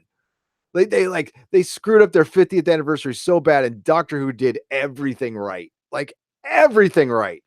And they owned Comic-Con that year. And kids were watching Doctor Who, and that's the most important thing, is that Doctor Who, and there was a lot of reasons for this to happen, but it filled a void. And follow me down the rabbit hole on this one. I'm talking about America. All right. It filled a void that Harry Potter left. So Harry Potter had just ended in 2011, and there was a big void of fandom there. And Doctor Who plucked a lot of them over and brought them in. And I think that had a lot to do with it having so much success. Like, ratings were going up for BBC America. And what did the BBC do after that? Everything wrong. After the 50th anniversary, they dropped the ball, kicked it down the street. It went down the storm drain. It's gone forever. They fucked up so bad. And I know there's Capaldi fans. This might be a controversial statement, and I apologize in advance. This isn't personally how I feel. This is just how I would judge the situation as somebody who made money off of Doctor Who stuff. Throwing in an old white guy, I don't care how good he was not what people wanted. I understand why they did it. They wanted to be different. A lot of people thought Matt Smith was just another David Tennant, but that's what people wanted. That's the normie audience who buys everything, who's not necessarily vocal on Twitter or anything. They wanted a young doctor running around. It didn't really matter what color his skin was. They just wanted a young doctor, not an old guy. And that's what they hit the wall after that. And the ratings prove it. Everything proves it. The merchandise sales. So my feelings aside for Peter Capaldi, who I liked as a doctor, he was a good doctor. Stephen Moffat's writing was bad. There was too many breaks. There was an old guy at the helm. Sorry to sound ageist. I'm an old guy too.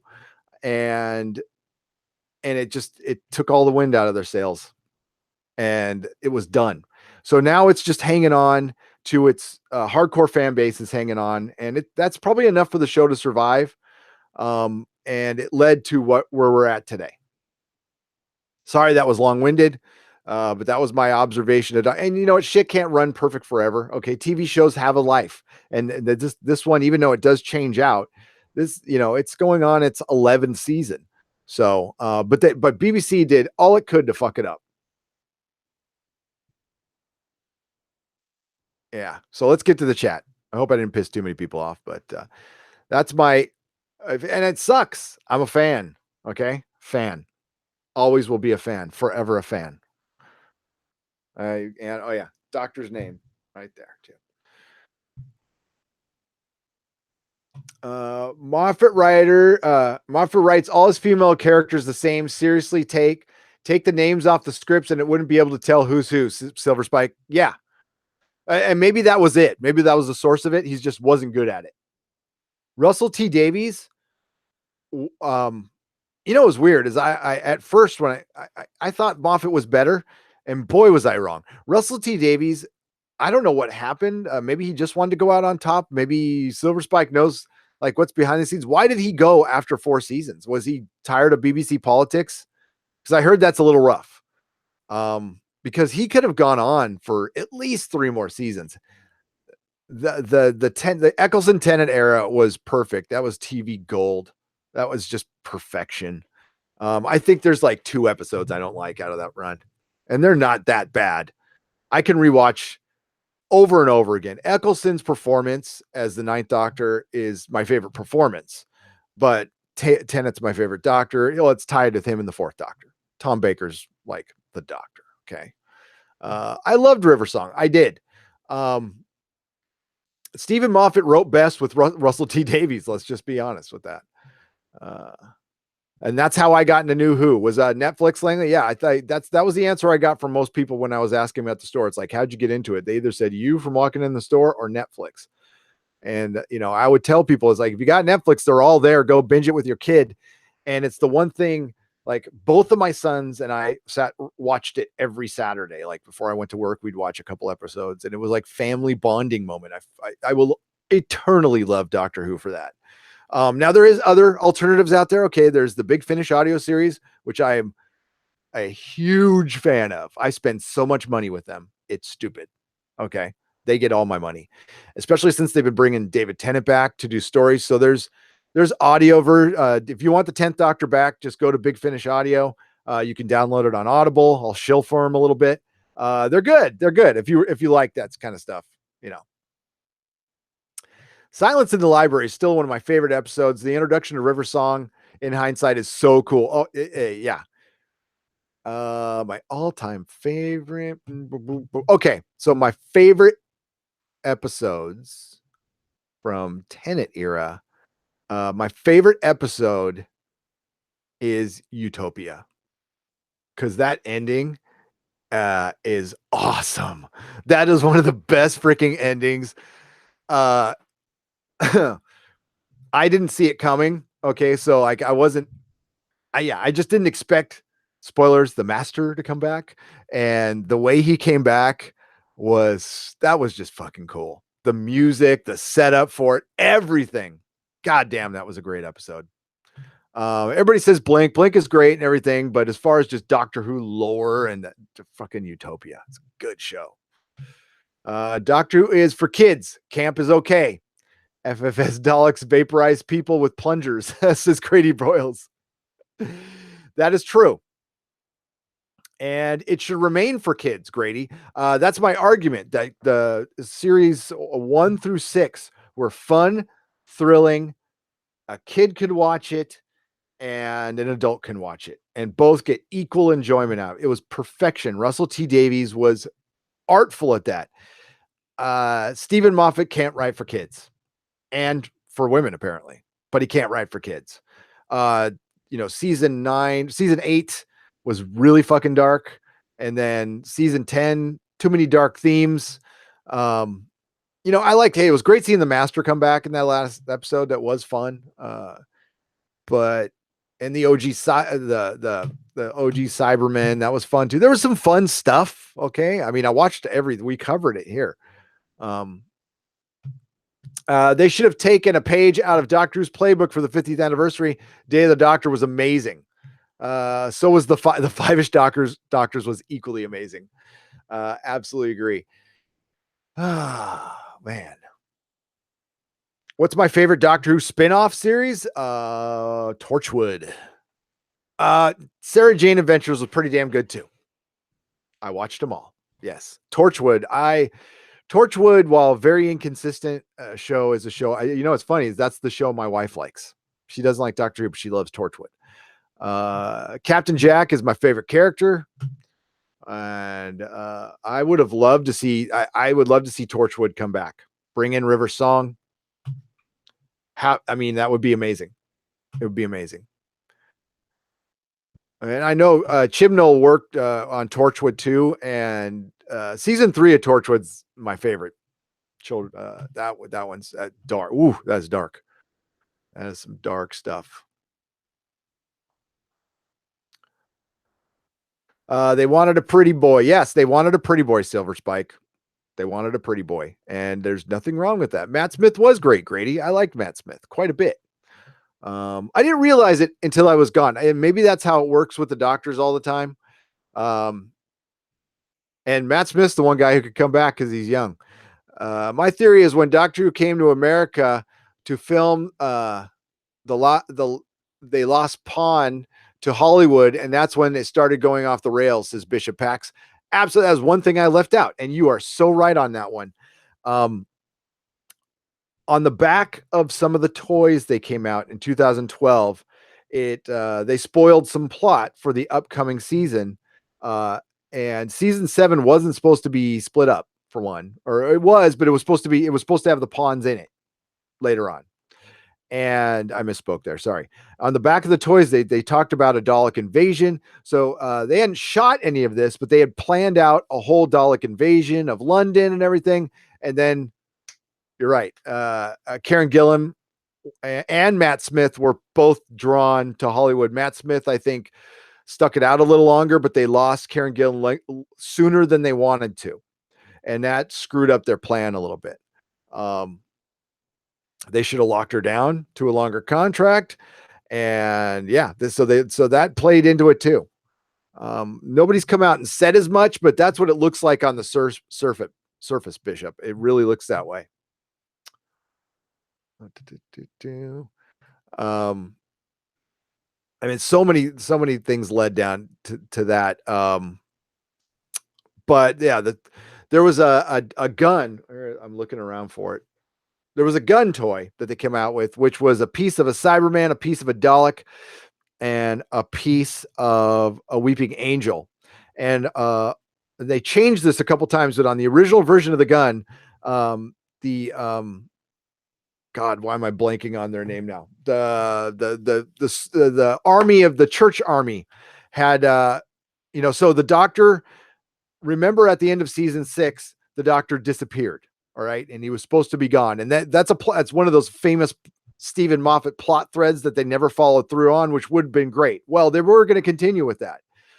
The Doctors, and what happened was in season 7, in the original version, they were going to show the repercussions of the Doctor being gone. And basically the Cybermen and the Daleks and the Weeping Angels all go to war with each other, and they wiped each other out. So the church, or they started wiping out most of the universe, and the church got together and made a temporal gun that wipes you from existence. And it's from a piece of a Dalek, a Cyberman, and a Weeping Angel. And so it's got the Dalek stock on it, Cyberman tech, and then you have a piece of a Weeping Angel finger right above the trigger. And that was supposed to play into the plot. And then things didn't happen that way. Now, the proof in the pudding was, if you go back to older toys, they did spoil the series. Toys have been famous for spoiling Doctor Who. So why did this one not? Either they put a fake plot in it, but it really did fit well with how season 6 ended. Okay, season 6 ended with the Doctor, he was supposed to die, but he didn't. But he was going to he got too big. He's going to go incognito. And they dealt with that a little bit, but nothing. It was just over with. Which is too bad, because that would have been a really good storyline to follow through on. The episode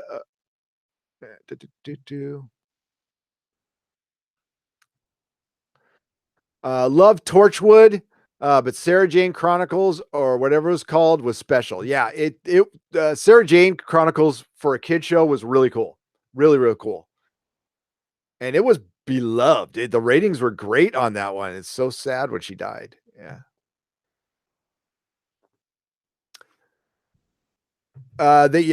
Jody agrees with me. They should revive Torchwood. I think it would be great.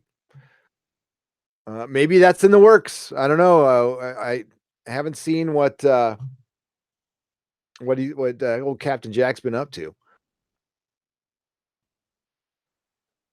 Children of Earth was staggering. So dark. Great performance from Capaldi too, right? Silver Spike.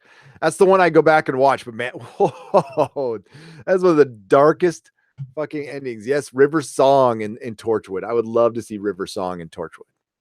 I'm a fan of River Song. But we wouldn't have Karen Gillan as Nebula. That is true. But if I was given a choice, Mark Mignata, between Amy Pond and Nebula, I would choose Amy Pond every single time. Yes, River Song on Torchwood, Langley. I think it would be cool. Maybe I'm wrong. I think her and Captain Jack would work very well together. I think it would be funny.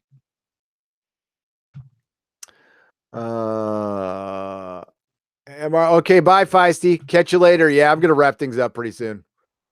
Oh my god, I didn't even talk about Comic-Con that much. I'm probably gonna have to change the title of this thing. Let's go back to Comic-Con real quick so I can talk about it a little bit. We only went over the Thursday schedule. We got walking down the Doctor Who. That's what happens with, I can title it the live stream as one thing and then it ends up being something else, and I just have to change the title. I don't want to be clickbait. Here, let's go here. Let's get away from there. And too many damn windows going on here. I hope everybody's still having a good time. We got 65 viewers now. People want to talk about Doctor Who. We can keep talking about Doctor Who. That's fine. I could talk about Doctor Who all damn day. Silence in the Library was my favorite. Who Turned Out the Lights reminded me of when the World Trade Center fell. The network said the WTC fell. The network said my friend was still backing up data, and the live TV show there was nothing there. Says Philip A. Dimmick. That's weird. Hey, must have been.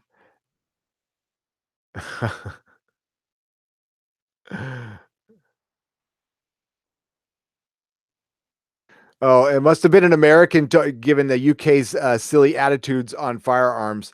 I no, here I'll try to. I'll show you a picture of it. Hey, oh God, I hope I didn't. Yeah, sometimes I click on your names and it's like you. If I accidentally block one, okay, I don't block anybody ever. So if you get blocked, it's by accident, and it's because I'm trying to highlight your name here. Hang on a second. I'll show you a picture of it. Temporal. Who.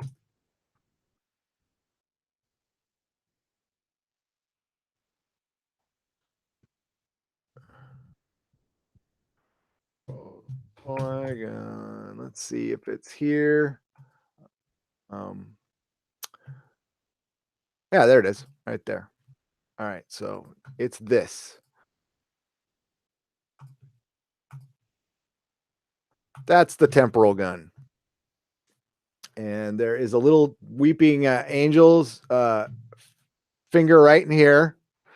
And there's the Dalek stock, and you can switch. So you can do you can use cyber tech. It's got voice command, or not voice commands, but it's like you can use a Cyberman tech, Dalek tech, or temporal tech. And if you hit temporal, you wipe that person from time forever. That would have been really fun. That'd have been really fun. Let's get back here. All right. Silence. Now that I'm going to be watching Doctor Who after this. I don't know about you guys, but John Sim is brilliant, Jody. I can't decide whether I like him or Michelle Gomez more as she did a great job as the Missy Master. She really did. She was brilliant. I did like those episodes. That was probably my highlight of the Capaldi era, when the end of a season, when she reveals herself as the Master. So both Master reveals are some of my favorites. Good luck, Feisty. Okay. She's got to go get her head scanned.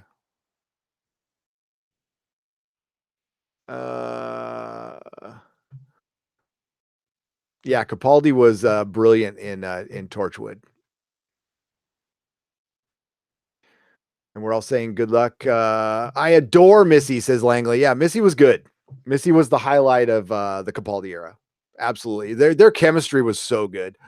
The last scene when Rose Tyler ends up forever in the alternate universe. Oh God, I cried my face off. That was rough, man. Ah, that was rough.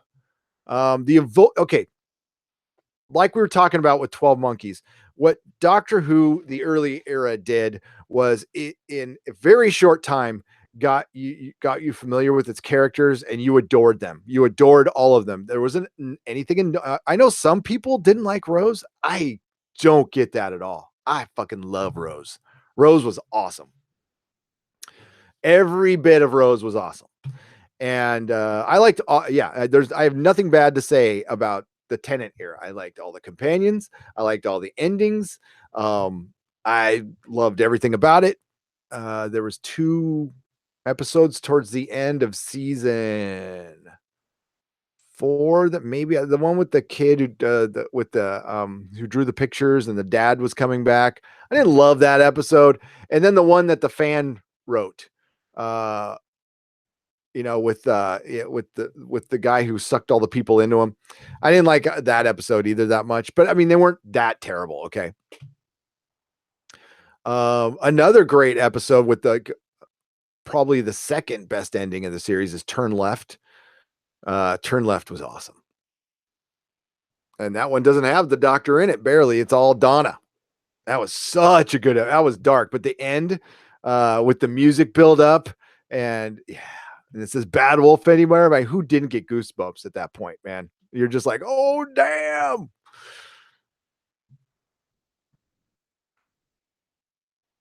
Throws a oh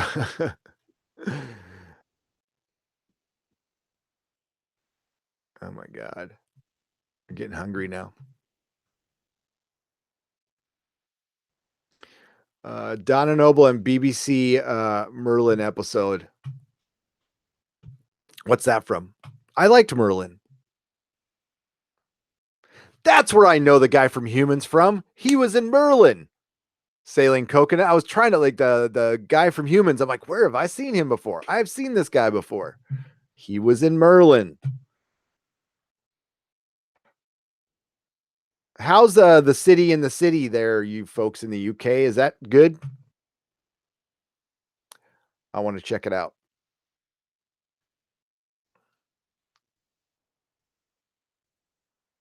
Mako, I love the 11th hour.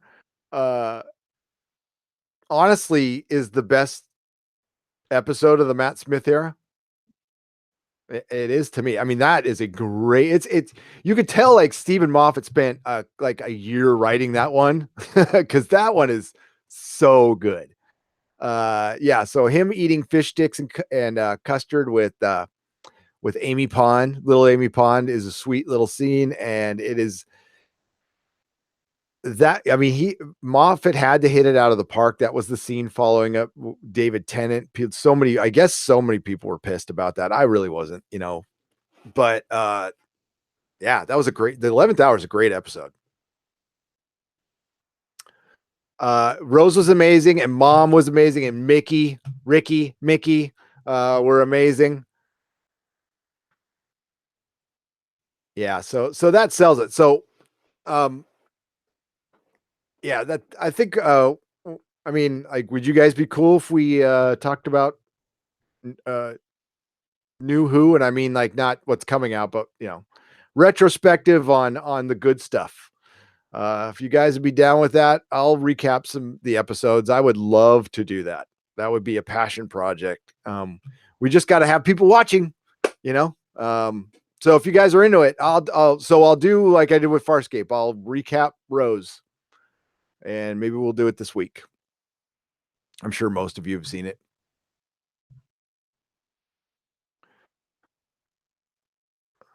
By the way, I'm almost caught up on Humans now, and I do like it.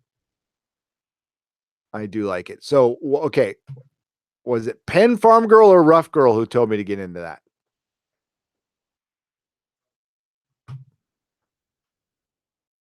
Rose was great with Pen Farm Girl. Rose was the chemistry with 9 was actually better than it was with 10.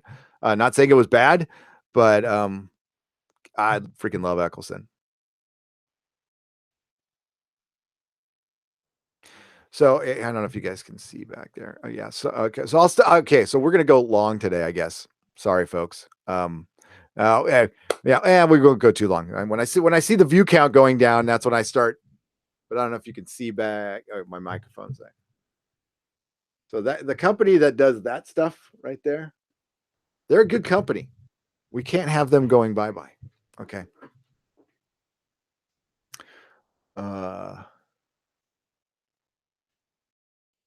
Yes, Doctor Who recaps would be great. Okay. We talked about it a little bit before, but I mean, if you guys are into it, I'd love. Never be sorry for talking too much, says Viking bitch. Big Chief. Fucking love Big Chief, Silver Spike. They do good work. They are nice people. Such nice people. I forgot I deposited a figure and they like, okay, they called me. Instead of like selling out the figure, I wasn't answering the email and they fucking called me. And I'm like, what the hell? They called me and they're like, do you still want it? I'm like, yeah, I still want it. Sorry. The Matt S. The Orville is coming December 30th of this year. We are going to get 14 episodes. They brought in more Star Trek people, and it's going to be fucking awesome.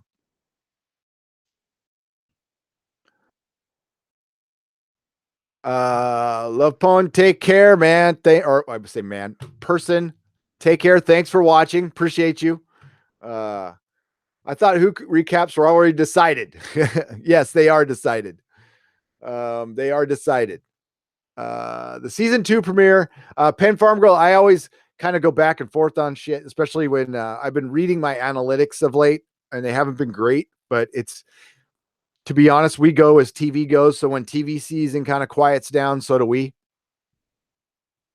But I'd like to continue. I don't want to take any time off. Problem is we can't put out a bunch of videos that don't get a bunch of views because it does mess with the algorithm a little bit. It's better to just not do anything. So the experimental stuff is going to go more to Patreon. So you'll catch you there on Patreon. But Doctor Who we're going to do here. The season 2 premieres on the 30th. Matt S. Yeah, Mako said that. I just said that. Yeah.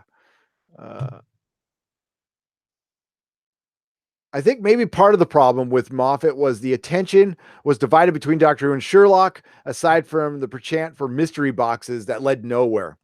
Agreed. Absolutely agreed. Humans was very has a very Isaac Asimov vibe to it. It does. It does. I quite liked it. Yes, Matt S. The Star Trek we wanted, and that was said by Frakes. I don't know how and yeah, he still got work at Star Trek Discovery after that. Farscape will remain here, Viking bitch.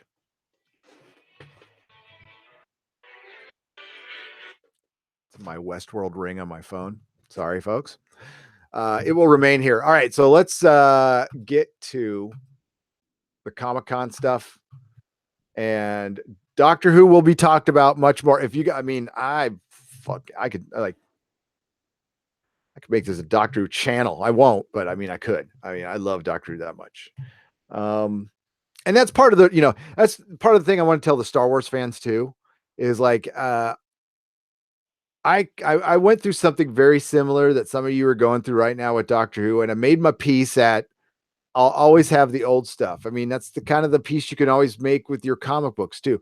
I've always got the old stuff, and you know what? It might be good again later, just because it's bad now. So what I'll do is I'll just stop buying it now, and if it gets good again, cool, I'll jump on. And if it doesn't, cool. I've got enough of good Doctor Who. I've got like 50 years of good Doctor Who I can go back and rewatch, and I'm okay with that. I'm like, all things end, everything ends, and to have gotten 50 years out of Doctor Who is pretty amazing, and to get a new series that was right up there as one of the best TV series ever. I mean, I think I call that a win. I call that a win. So we went over Thursday. Let's go over Friday real quick. And I'm just going to go over the TV stuff that we're covering. I really want to talk about that Legion panel because I have one concern about Legion.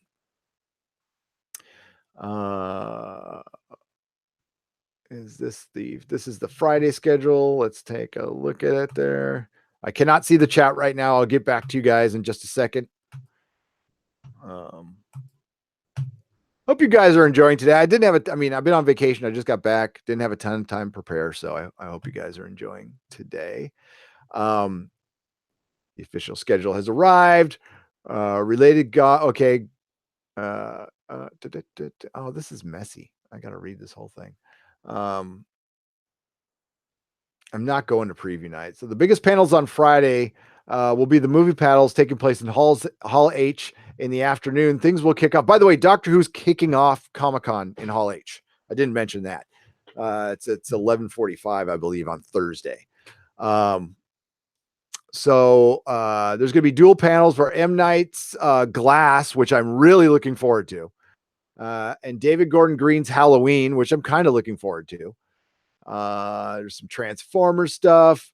Okay, so Spider-Man Into the Spider-Verse at 6:15 at Hall H. I will try to make that. Looks amazing.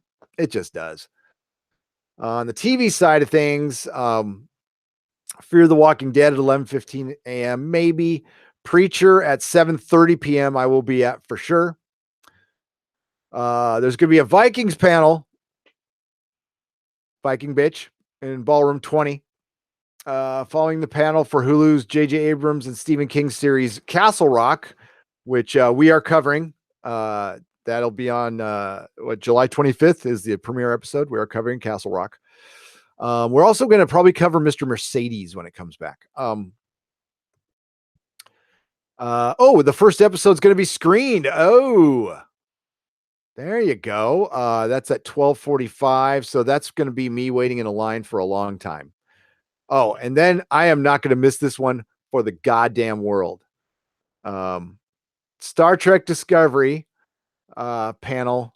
So it means I'm probably going to have to miss Castle Rock, which is fine because I'm going to the Star Trek Discovery panel, which is at 1:30 to 2. And we will do a podcast prior to that, taking your questions, and we're going to ask. We're going to like pick the best question, and I'm going to wait in line and ask that question. It could be good or bad, but you will have a promise that as long as there's no like personal attacks in the question, I will ask it. That's interesting. They're starting to spread out outside the con, and they're going to go into the Horton Grand Hotel across the street. That's really interesting. And that's kind of it. The Teen Titans Go movie, which looks great if you're 5. I don't know. A jam-packed Friday. As jam-packed as Friday is for San Diego Comic-Con, this leads a lot of big movie and TV show panels for Saturday. Yes. And that's what we're going to get to right now. Let's go to, is this Saturday? Yes, Saturday schedule. Yeah, this is, okay, this is put together much better. All right, for Saturday, and I'll get to you guys in the chat after Saturday. Sunday, really, generally nothing goes on. DC, My Secret Origin, Warner Brothers, theatrical, with just in Hall H. It says to be announced.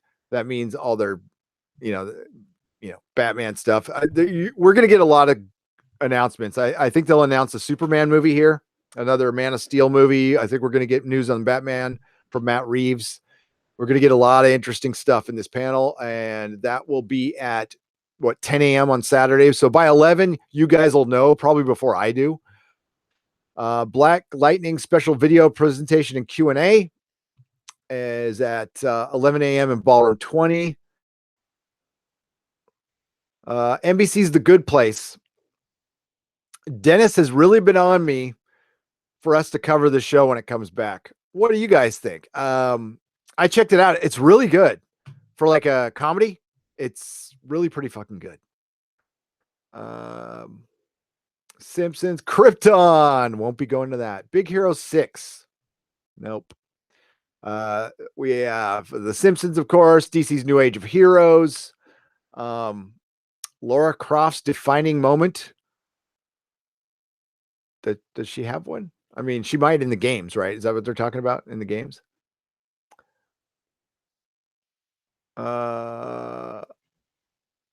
Okay. IDW's big news panel. It's probably we're going out of business. Sorry. That was mean. Oh my God, that looks long. All right. Oh, it's a movie. Okay, Manifest special video printed. Super Troopers 2 with Broken Lizard. I might go to that because that's going to be a funny panel at 1:30. That'll be fun. Marvel's next big thing being, oh, look, Ghost Rider right there. Oh, I might have to go to this now. Donny Cates' Cosmic Ghost Rider. I'm into that shit.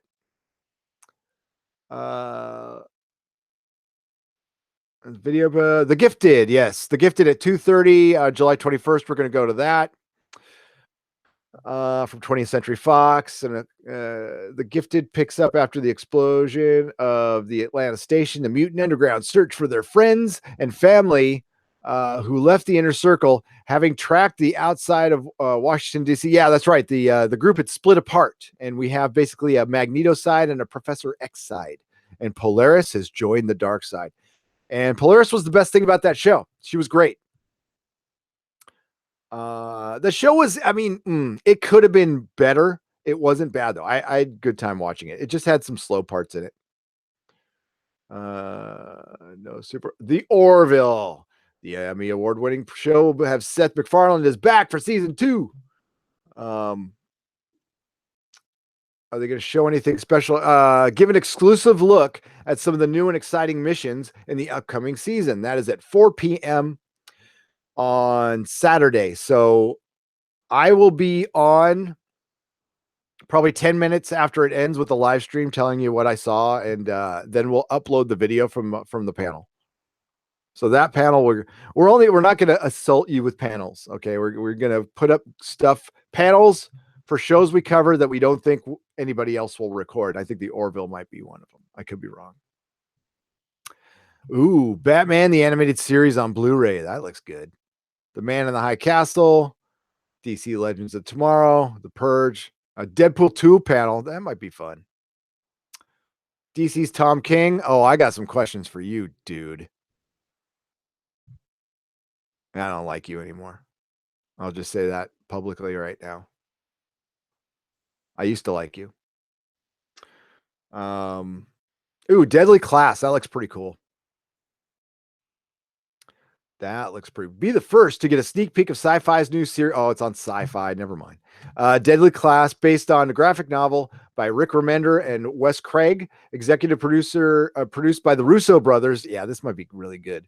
Deadly Class follows the story of Marcus, a teen living in the streets and recruited by the King's Dominion, an elite private academy where the world's top crime families send their next generations. That could be fun. An Evening with Kevin Smith. Heard that a million times before. Twin Peaks. And then a Deadpool 2 Scream. Man, there's a lot of stuff going on Saturday. Holy shit. That's crazy. Are you still there? Are you still with me? I haven't seen the chat in a while here. There we go. Hi, everybody. There you are. Mako says Tom King and the STD panels will be the most awkward ones. Yeah, I would not be surprised at all if Tom King cancels. Let's keep an eye on that he gets, I'm sick.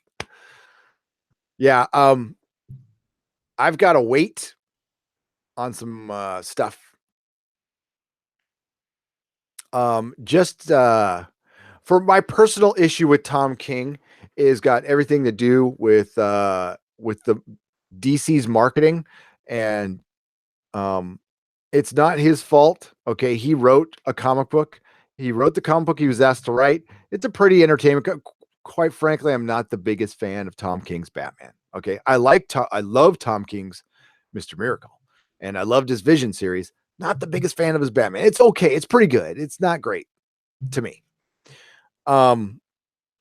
It's the DC's marketing of an event that was not an event that we talked about in previous podcasts. And he was in on it. Okay. He can't claim he didn't know, and yeah, you can argue, he was trying to save his job. He's just working for the company. But DC went out and purposely misled fans and retailers. That's I think it's against the law. It's false advertising. I don't know if they can prove it. I doubt it. I think there's people out there who would already be suing if there was a lawsuit. Maybe there is one. I don't know. But they purposely misled fans and comic retailers and hurt comic retailers. And Tom King, you were a part of it. Okay. You signed on. You knew what the marketing was saying. It's not like you didn't know. And I can't say anymore.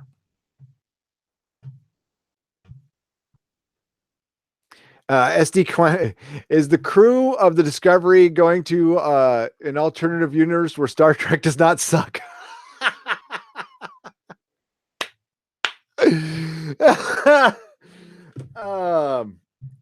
I've got to write that down right there, Matt S.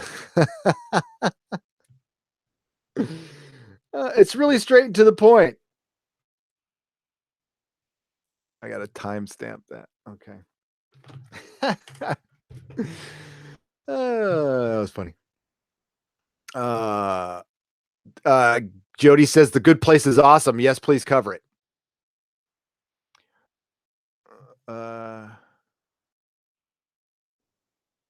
Yeah, this is a good wrap up to the Doctor Who discussion. Everything ends and it's always sad, but everything begins again too, and that's always happy. And that's where we'll leave our Doctor Who discussion as we move on. STD staff will turn it around. I don't know how, but it could get worse. Well, hopefully the new STD staff will turn it around. I don't know. It could get worse. It could. Yeah, I don't think they're ready for what they're about to get. I think this will be a year where, now that I think about it, fans might speak up on certain things. I don't know if there's if Rianne Johnson did a Star Wars panel at Comic-Con, could you imagine what that would be like? That would be a mess, a hot mess.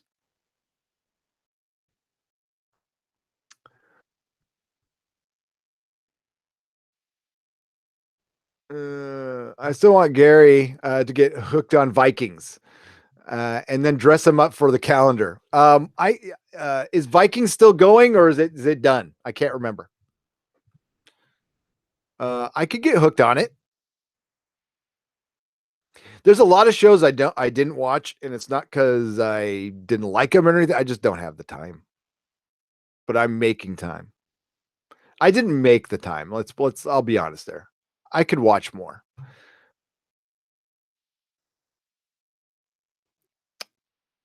Rough Girl liked the original Lara Croft. I liked the first movie with Angelina Jolie. I liked it. I thought it was good. It was a fun movie. We need to dress Dennis up.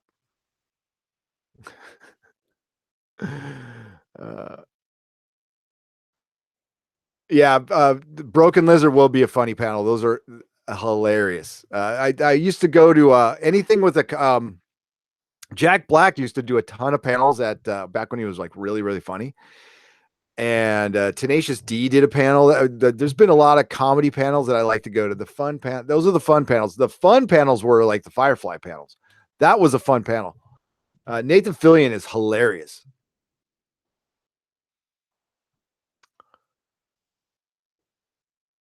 There's a good show on Netflix about how the Vikings tried to take over England in 1100. I can't remember the name. I know which one you're talking about, though. Yes, please cover the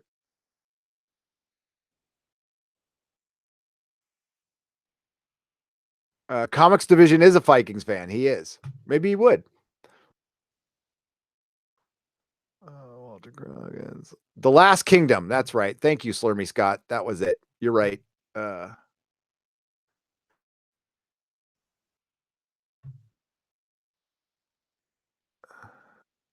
They're going to need some aloe vera for the sick burn you gave.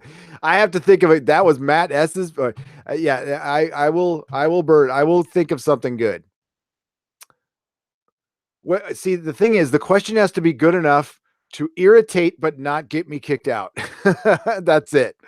And they still might kick me out because they have the right, like, for me to even like And I'll probably get tons of booze and be very unpopular. I don't care though. I don't care. STD panel question. No, I misread that. Sorry. I already read that. I'm tired of generic singer S-Men. Ooh, well played there, Langley. Can't wait for Disney to get the X-Men and do it right. At this point, yeah. I think once the stuff Singer wasn't involved in, Langley was good. But yeah. I mean, we got Legion. Legion, I think, is the Sunday panel. Real quick. Let's do that so we can round out the Comic-Con stuff. Which I'm going to video just for Viking Bitch.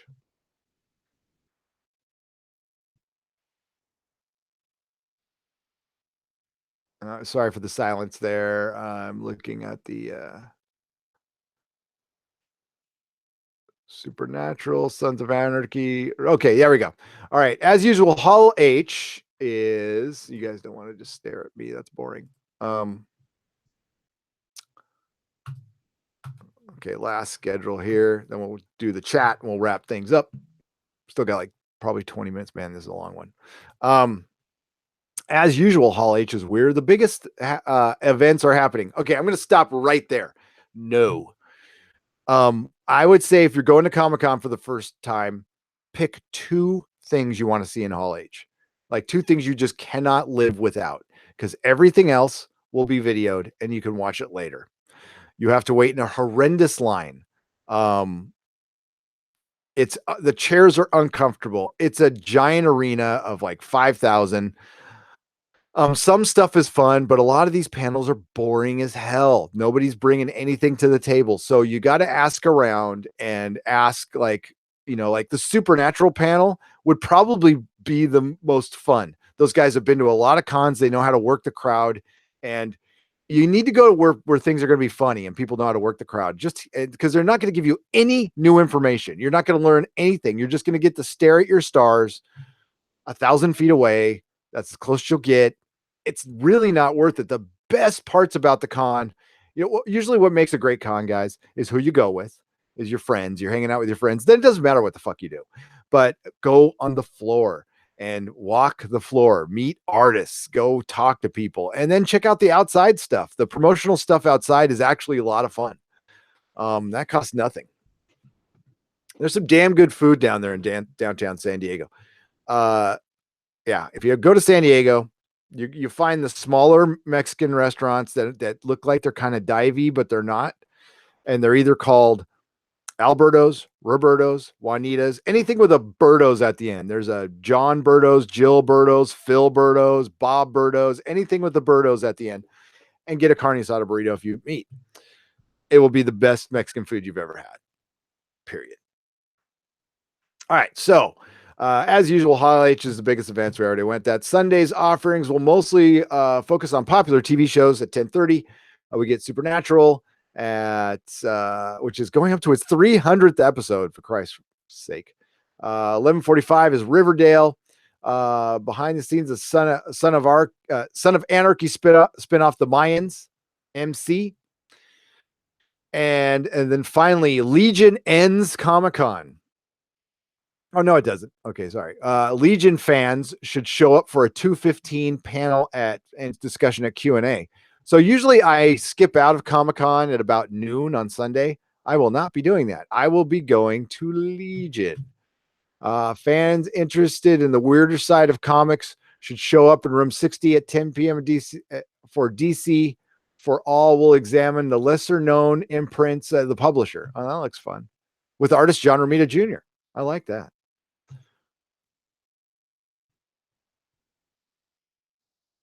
And they're doing some stuff for Harlan Ellison. Also at 3, room 60 will host a look back at the work of the late science fiction writer Harlan Ellison. Historian and artist Arlen Schumer is also presenting a history of Marvel's Black Panther at 4 p.m. in room 32B. That's the kind of shit I like. Those are the things you should go see. You could walk right into those panels. They're really fun. Oh, whoa, look at this. Is cool. Fans can celebrate the 25th anniversary of the 90s landmark X-Men animated series with showrunner Eric Lewald. That is awesome. That I would check out, but I'm going to Legion. So there's a lot of stuff. We're going to be covering a lot of stuff for you. So for the newer subs out there, we're the TV's our thing here. That's all we cover. That's all we're going to cover. We do two different live streams. We do one on Friday and one on Monday, and we're going to continue doing those. But we're mainly just going to do TV. A lot of stuff will be going to the patrons, but for Comic-Con, we'll be coming live at least once every day. I'm not going to leave every one of those broadcasts up. They'll probably stay up for 24 to 48 hours, and then I will put them on our website. So if you do want to, and there's a way to record them so you can still see the chat. Is there a Ventures Brother panel? I didn't see one, which is interesting because it's coming out right afterwards. Venture. There usually is. Panel at San Diego 2018.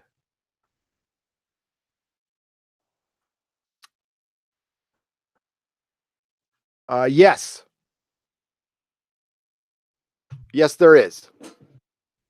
To answer your question, there will be a Venture Brothers panel at San Diego, and we will be at it. All right, I'm going to run down the chat. There's a lot to get. So when I say I'm going to run down the chat one more time, this could take a while.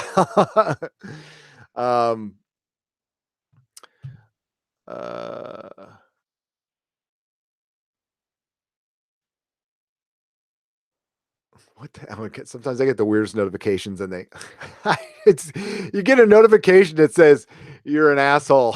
You tend to look. Oh, that's funny.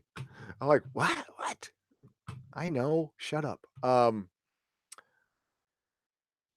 Yes, The Good Place. Gary, did you finish season 1 of The Good Place? Wonderful twist at the end. Have not finished it, but will. Yeah, we'll cover it. We're down. Rian Roundhead Johnson would cause a deadly riot. Mako, he would. I don't think there is any Star Wars panels, and I think that's a really good idea. The Rian Johnson panel would be pure heaven to watch, though. It would. Artemis over easy. I think that would get EVS out to Comic-Con. Rian Johnson would he would be dodging the tomato dance to stun the Wombat. Yes, he would. And listen, the Star Trek writers, even if this is a whole new wait, I'm blurry. Sorry. Tap. Let's turn the camera off. Turn the camera on. There we go. I don't think the Star Trek writers, whether I don't know if they're new or old, they're in for some shit if they show up. I think they might be. Yeah, it was the recent Batman comic book that came out, Jody. It was Batman number 50 with Tom King, and well, the New York Times spoiled it. Matt S. Check you later, man. Thanks for checking us out. Vikings is such a great show, says Cordell Fenival. Hello, Cordell. That's just another thing I got to check out. Everybody's saying goodbye to Matt. Back when he was funny. Yeah, Jack Black, I don't know. He's not very funny anymore. Yeah, hit that like button if you like it. I would appreciate that. Doug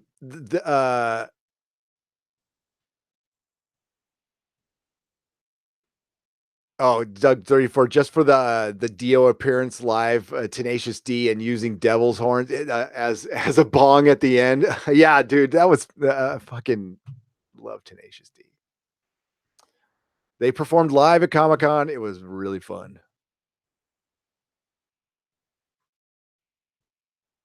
Little cross dock here.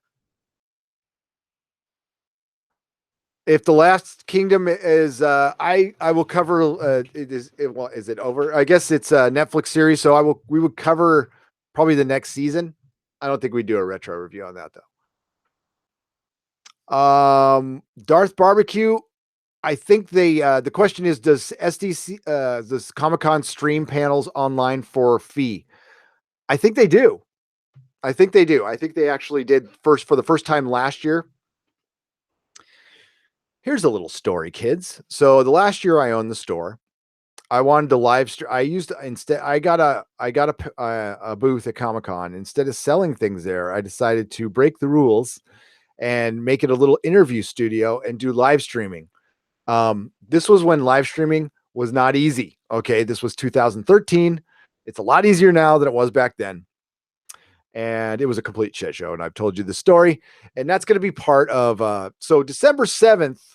I'm going to just notch it down in your calendars. I'm doing a podcast pretty much telling the story of what happened to the Comic Outpost. And this is kind of going to lead into me opening up the new store.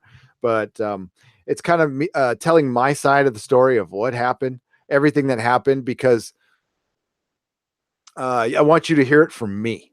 All right. There's actually there's a teeny bit out there on Bleeding Cool on Brian taking it, but it's just basically saying Brian's taking it over and I was having financial trouble, which was not entirely true. So the store was just breaking even. So if you want to say financial trouble in the sense of it wasn't making money, but it probably could have survived, but I would have just had to dip to my savings some more. Yeah, that's true. But there was way more to it than that. Way more. And you'll hear it from me December 7th. And yeah, so December 3rd, I forgot where I was going with that, but with the live streaming thing, that's what really, that was the last time I was at con. It was to live stream from there. And I thought back then, I'm like, God, con should live stream all of their fucking panels. And here they are finally doing it.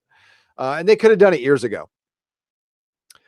I don't know if it's something you want to pay for though. If it's just like $3 or something, $4, I'd do it. Yeah, that'd be worth it. Yes, Legion will be there. I can't wait for that. And it's a Q&A panel. That's great. Legion, Logan, and Deadpool, the best thing from the Fox universe, Langley? Yes, they are. Absolutely.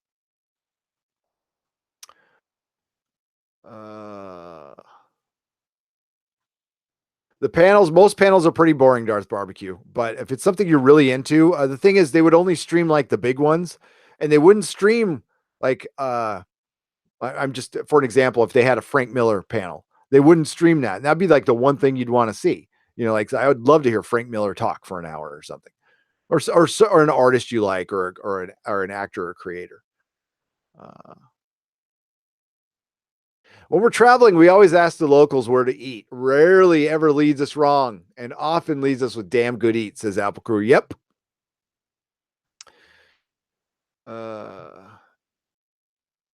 I mean, San Diego's like not the food mecca that San Francisco thinks it is, but there's some damn good food down there. Mexican food's best. It really is. STD panel question. How will Star Trek Discovery improve on the more controversial divisive elements of the previous season? That's a legit question, Jody, and I will write that down. That's legit. No, what we're going to get is how did you prepare to write Michael Burnham, and why?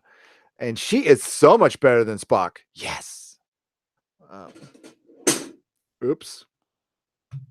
There's a lot of stuff below my feet.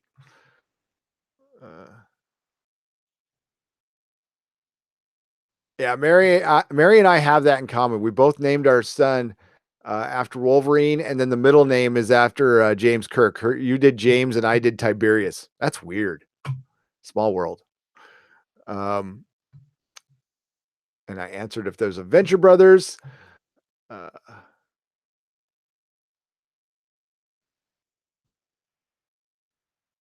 I used to meet a few brands. I used to meet a few bands I used to work for in the industry there. Tenacious D had to be the best I ever met. Just good people.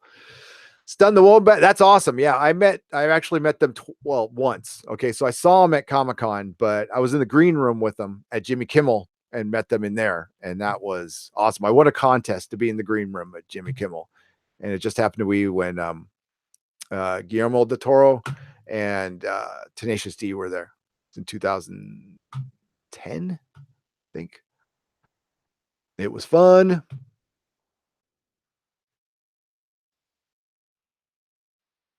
That's a very polite way of asking, why did season 1 suck so much, says Langley. uh, oh. That's a good one. So why did you even bother making other characters in Star Trek Discovery when Burnham can do everything better anyway? said Apple Crow. That's a good one. Uh, ATL San Diego style carne asada, Los Locos Tortes, converter, dry cleaner in a gas station mini mall. Now multi locations trivia restrained featured in Netflix Ozarks family pit stop.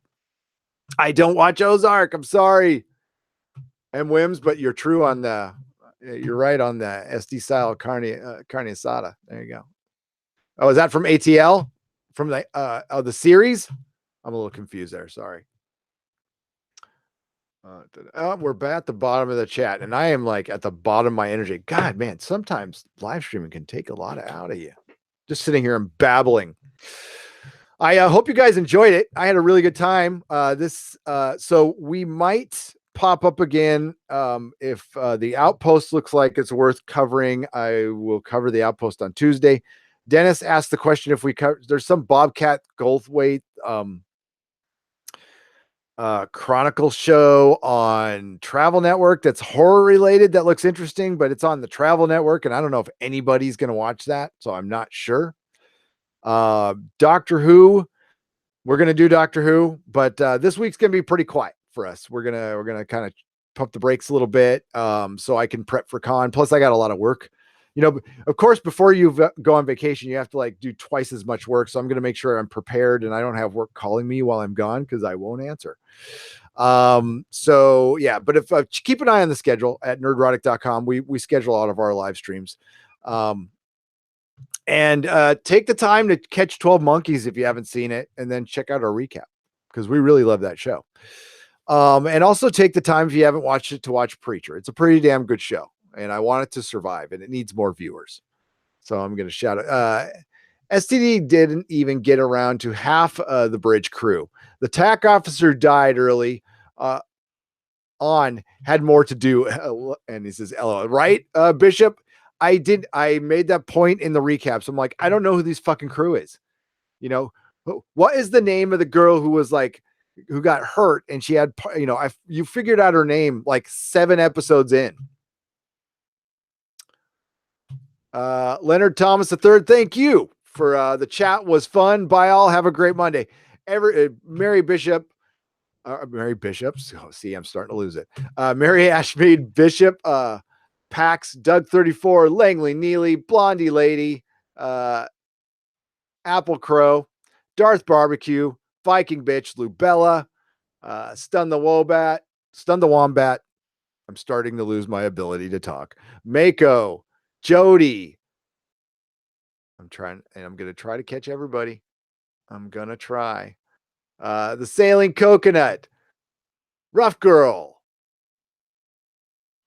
and Artemis Over Easy, Doug 34, Mark Mignata, Feisty Fan, TJ Warner, Matt S, who has exited. I see any did I say Pen Farm Girl? I probably already did. All right. So if I missed anybody, I truly apologize. And I thank you for coming into the chat. Thank you for taking the time to hang out with today. It was a lot of fun. I love doing these things. And so thanks to all the patrons. Of course, I didn't get the video done. I fell asleep last night doing it. So that'll be up on Friday. And thank you to all the patrons. You should be getting the rest of your packages very, very soon. And look for some Patreon videos coming up this week. Those are popping in this week. And please go to nerdrotic.com. Please follow us on Twitter. Dennis is at DeForce. Susan Layton is at Susan on the Ledge. Mine is at Nerdrotics. Everybody have a great day, and may the small folks sing songs of your greatness. Bye-bye.